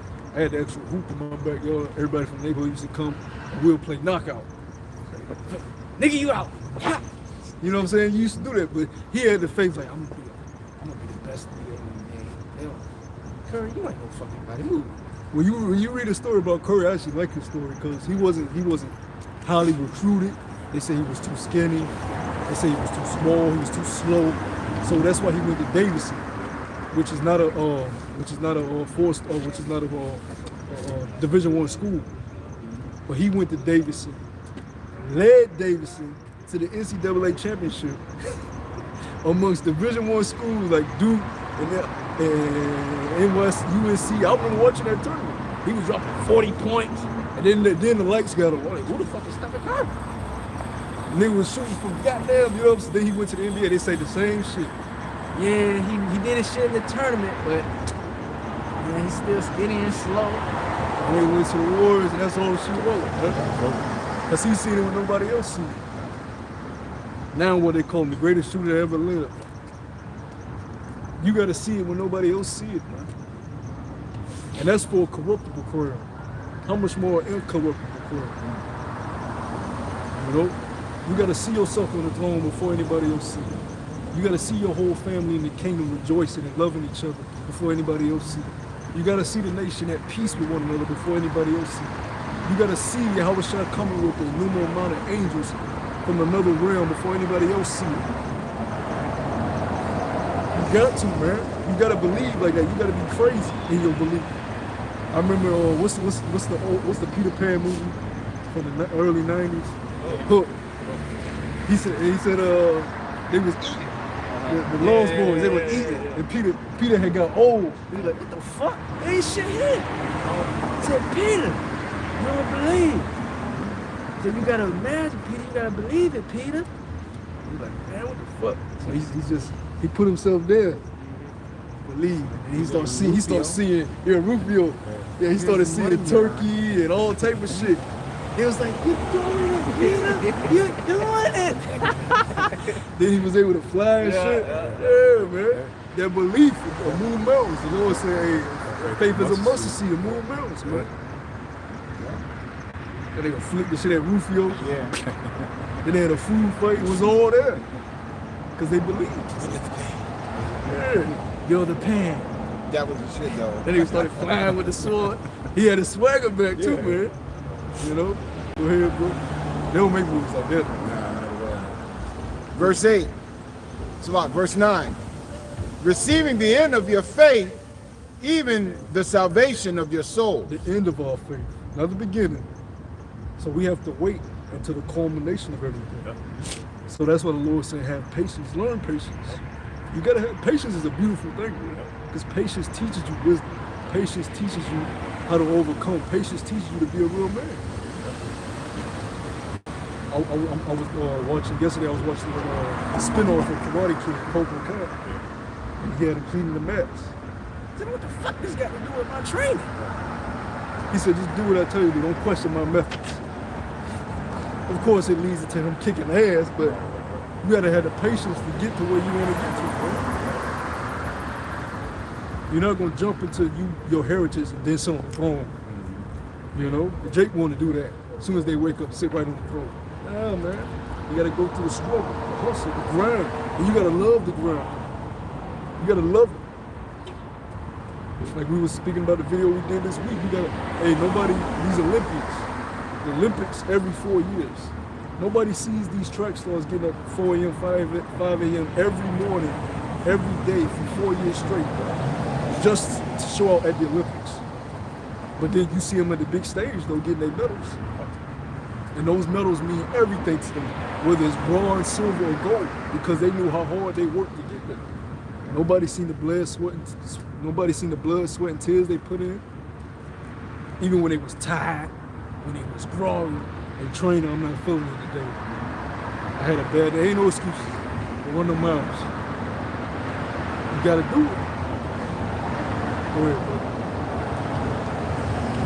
Of which salvation the prophets have inquired and searched diligently, who prophesied of the grace that should come unto you. So many men been waiting for what we're about to see and what's about to be made manifest.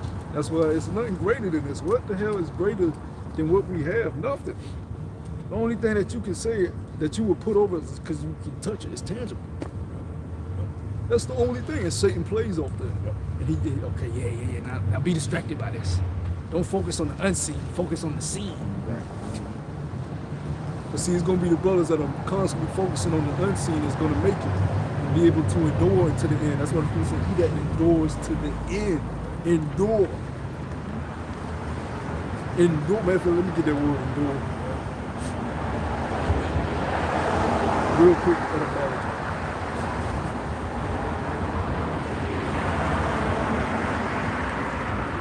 This is the word endure in the etymology. And it says to undergo suffering, to suffer, to bear, to maintain, all right, without breaking, keep up, make hard, steadfast, to be firm, hardened, make you hard. And I was saying that earlier, like this truth make you hard. You gotta endure until the end. The brother just read the end of our faith.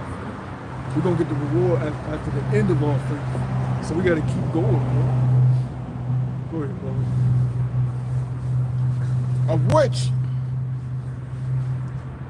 Of which salvation the prophets have inquired and searched diligently, who prophesied of the grace that should come unto you. Searching what or what manner of time the spirit of the Hamashiach, which was in them, did signify, when it testified beforehand the sufferings of the Hamashiach and the glory that should follow.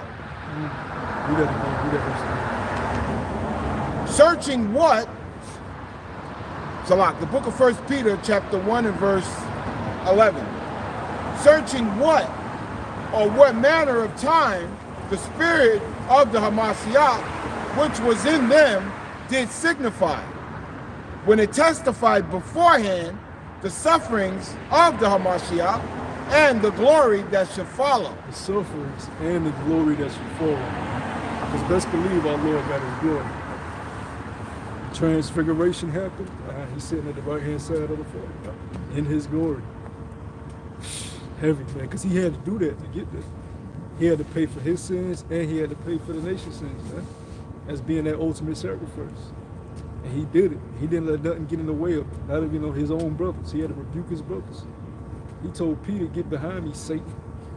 Called his brother Satan. You stand in the way of something that must be done.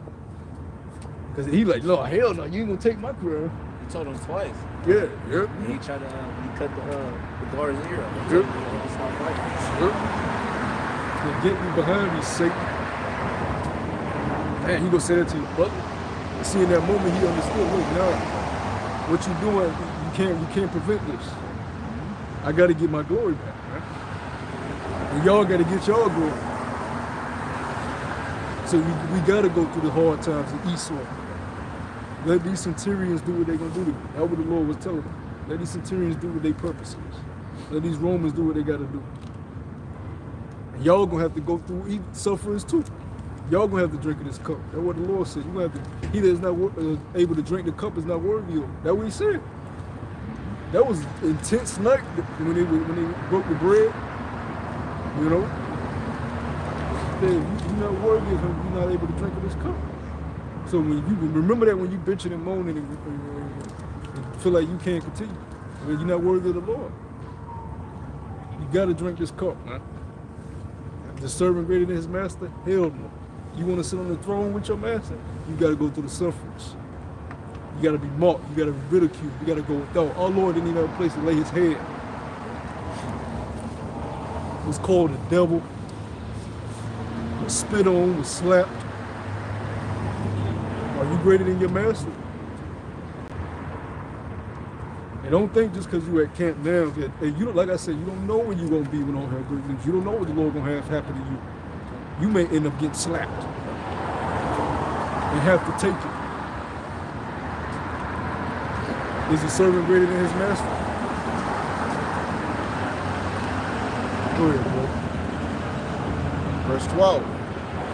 Unto whom it was revealed that not unto themselves, but unto us, they did minister the things which are now reported unto you by them that have preached the gospel unto you, with the Holy Spirit, sent down from heaven, with the Holy Spirit sent down from heaven. And that's why we say Kodash and all that. You know, these other camps don't say that. They took our opening, our old opening. That's why the elders added the Holy Spirit into it. Because we come in the Holy Spirit, Spirit of truth. You know? And that separates us from these other camps. We come in the whole truth, the volume of the book. We're not separating nothing. Whether it has to do with rape, whether it has to do with brutality, whether it has to deal with multiple women. Now, with certain things we teach that we tell you can't do during this time. And even with the rape dogs. Rape is not something that's going to happen amongst Israel in the kingdom. But there was a law instituted because in the flesh, rape happens. You think rape going to go away amongst the other nations in the kingdom? No. They're going to have instances that, my Lord, my daughter was raped. We need a law on that to keep order. But you see what happens when there's no law on rape in the society? You got women that turn into porn stars, drug addicts, become whores because they've been scarred. It wasn't ruled justly. You know? The man wasn't put to death. Go ahead, bro. Which things the angel desired. People will look at that, and that's a rough saying, because people will look at that and say, well, A man that raped her just only because she wasn't betrothed. If the father wants, he can give it to her. He can give the woman to her. yeah. Because we understood the virtue of a woman's virginity. Men weren't just okay with getting hand-me-down pussy back then. Men were on a way higher level. So that woman would literally go without a man for the rest of her life. So would you want your daughter to go with that? That would depress her. That woman would be fucking depressed. If you want to commit suicide. So what would happen was she would just have to grow to love her husband. But he will have to deal justly with her according to the law. You know? It's just how it is. Go ahead, brother.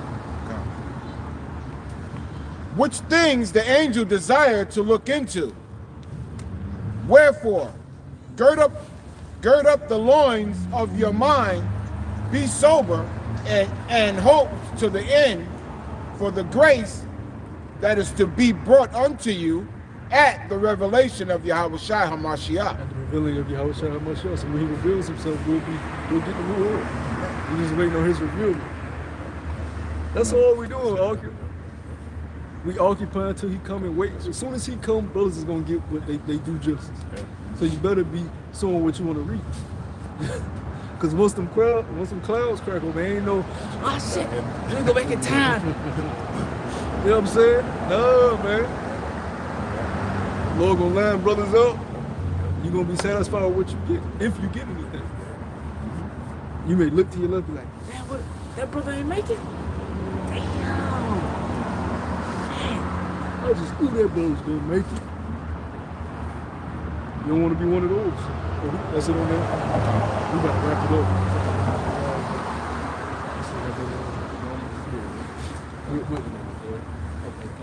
This is the book of Romans chapter 8 and verse 16, and it reads, the Spirit itself beareth witness with our spirit that we are the children of Yahweh Bashem Yahushua. It says verse 17, and if children, then heirs, heirs of the Heavenly Father, and joint heirs with Yahushua. The creators of the heavens and earth, bro. You're his sons. May I say something?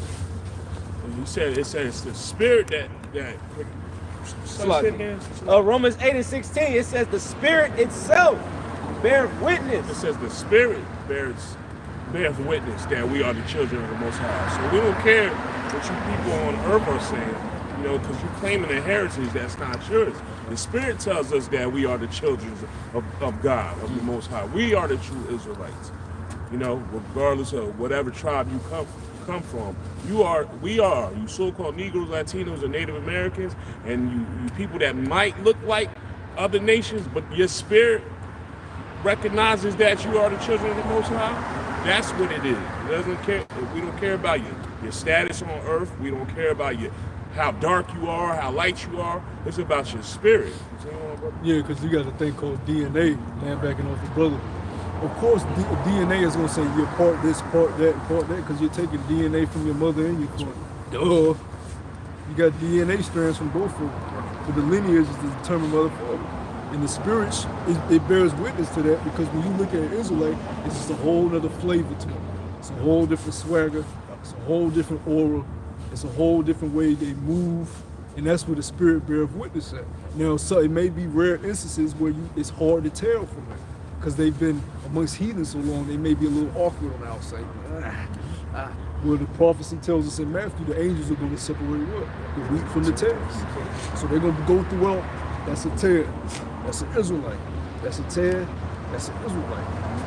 But it's a spirit that bears witness. So they tell you, You got, did your DNA test prove it? Nigga, the DNA test will say you part everything. The fuck?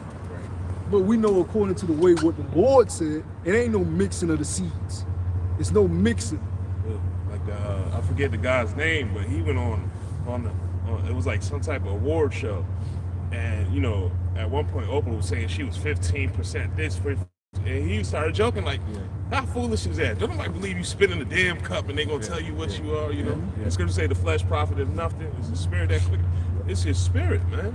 You know, these people on earth, they can say whatever, because we got people, there's so much facts out here that they not the true people. Even back in the day, the president of Egypt said, hey, we'll never accept you because you left here black and came back white.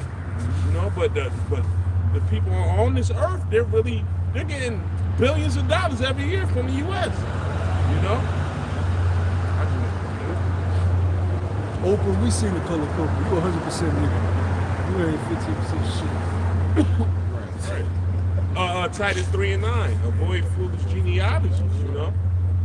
How you 15% this, 2% this, and you running with it? And one more thing, I know we about to close up. My father know who we are, you know? He watched a lot of documentaries. There's one guy, there's three main different 23andMe, whatever it's called, the DNA testing sites. There's three main ones. And this one guy went to all three with a camera behind him and got three different things, you know? That right there should let you know, oh, this is some bullshit, you know?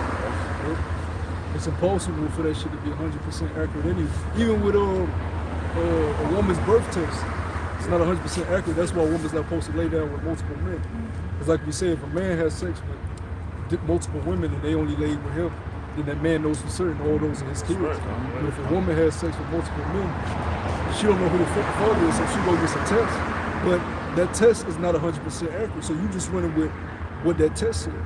You don't know 100% sure that's that man's fault. You just going off that test. That's why you're not supposed to lay down with multiple men. And a lot of our people are really getting off on that DNA stuff because back to the curses. We shall be discontinued from our heritage. So we have that thing in us where we want to find who we are, you know what I mean? So when they find out, oh, I'll take this DNA test and I find my second cousin, they think that it's 100%. Now, the one thing I will give them, let's say I get my DNA tested from this certain site, and a family member of mine does do the same thing, they can link up that the DNA is close that way. But they ain't gonna tell you, oh, I'm from Cameroon, so it's not gonna do that, It's man's wisdom. Man's wisdom always fails. Man's wisdom has failed us. They told us we was African. So fuck them. That's a continent. Niggas told me you're like African. what, 30 different countries in that month? Every time we in socialism, y'all niggas African. I read about Thomas Jefferson bitch. This is Romans 8:16 again. It says the Spirit itself bears witness with our spirit that we are the children of the Heavenly Father. It says, and if children, then heirs, heirs of the Heavenly Father, and joint heirs with Yahweh Shai. If so be that we suffer with him, that we may be also glorified together. You gotta suffer, right? There you go. It's the only way to get it. It's only one, like one of my favorite schools that we always bring up. It's only one path. It's only one straight and narrow. Hey, Jake been trying to find shortcuts. You see a different back way. You can take a roundabout way, but it's gonna lead you to your death. That's right. Lord told you it's one path. One side is fire, the other side is deep depths of water. All type of dangers lie ahead, but you can clearly see the kingdom at the end. What you gonna do? Because that goes into patience, suffering. Because to be patient, you have to suffer. It says in James, you possess your souls through suffering with patience. Roughly paraphrasing. It says, so like in verse 17, it says, and if children, then heirs, heirs of the Heavenly Father, and joint heirs with Yahweh Shai. If so be that we suffer with him, that we may be also glorified together. Verse 18, for I reckon that the sufferings of this present time are not worthy to be compared with the glory which shall be revealed in us. Yeah, that's one of the mood boosting scriptures right there that brothers like to bring up, because it boosts your mood. The Lord is telling you right there that, hey, what you're going through ain't even worthy to be mentioned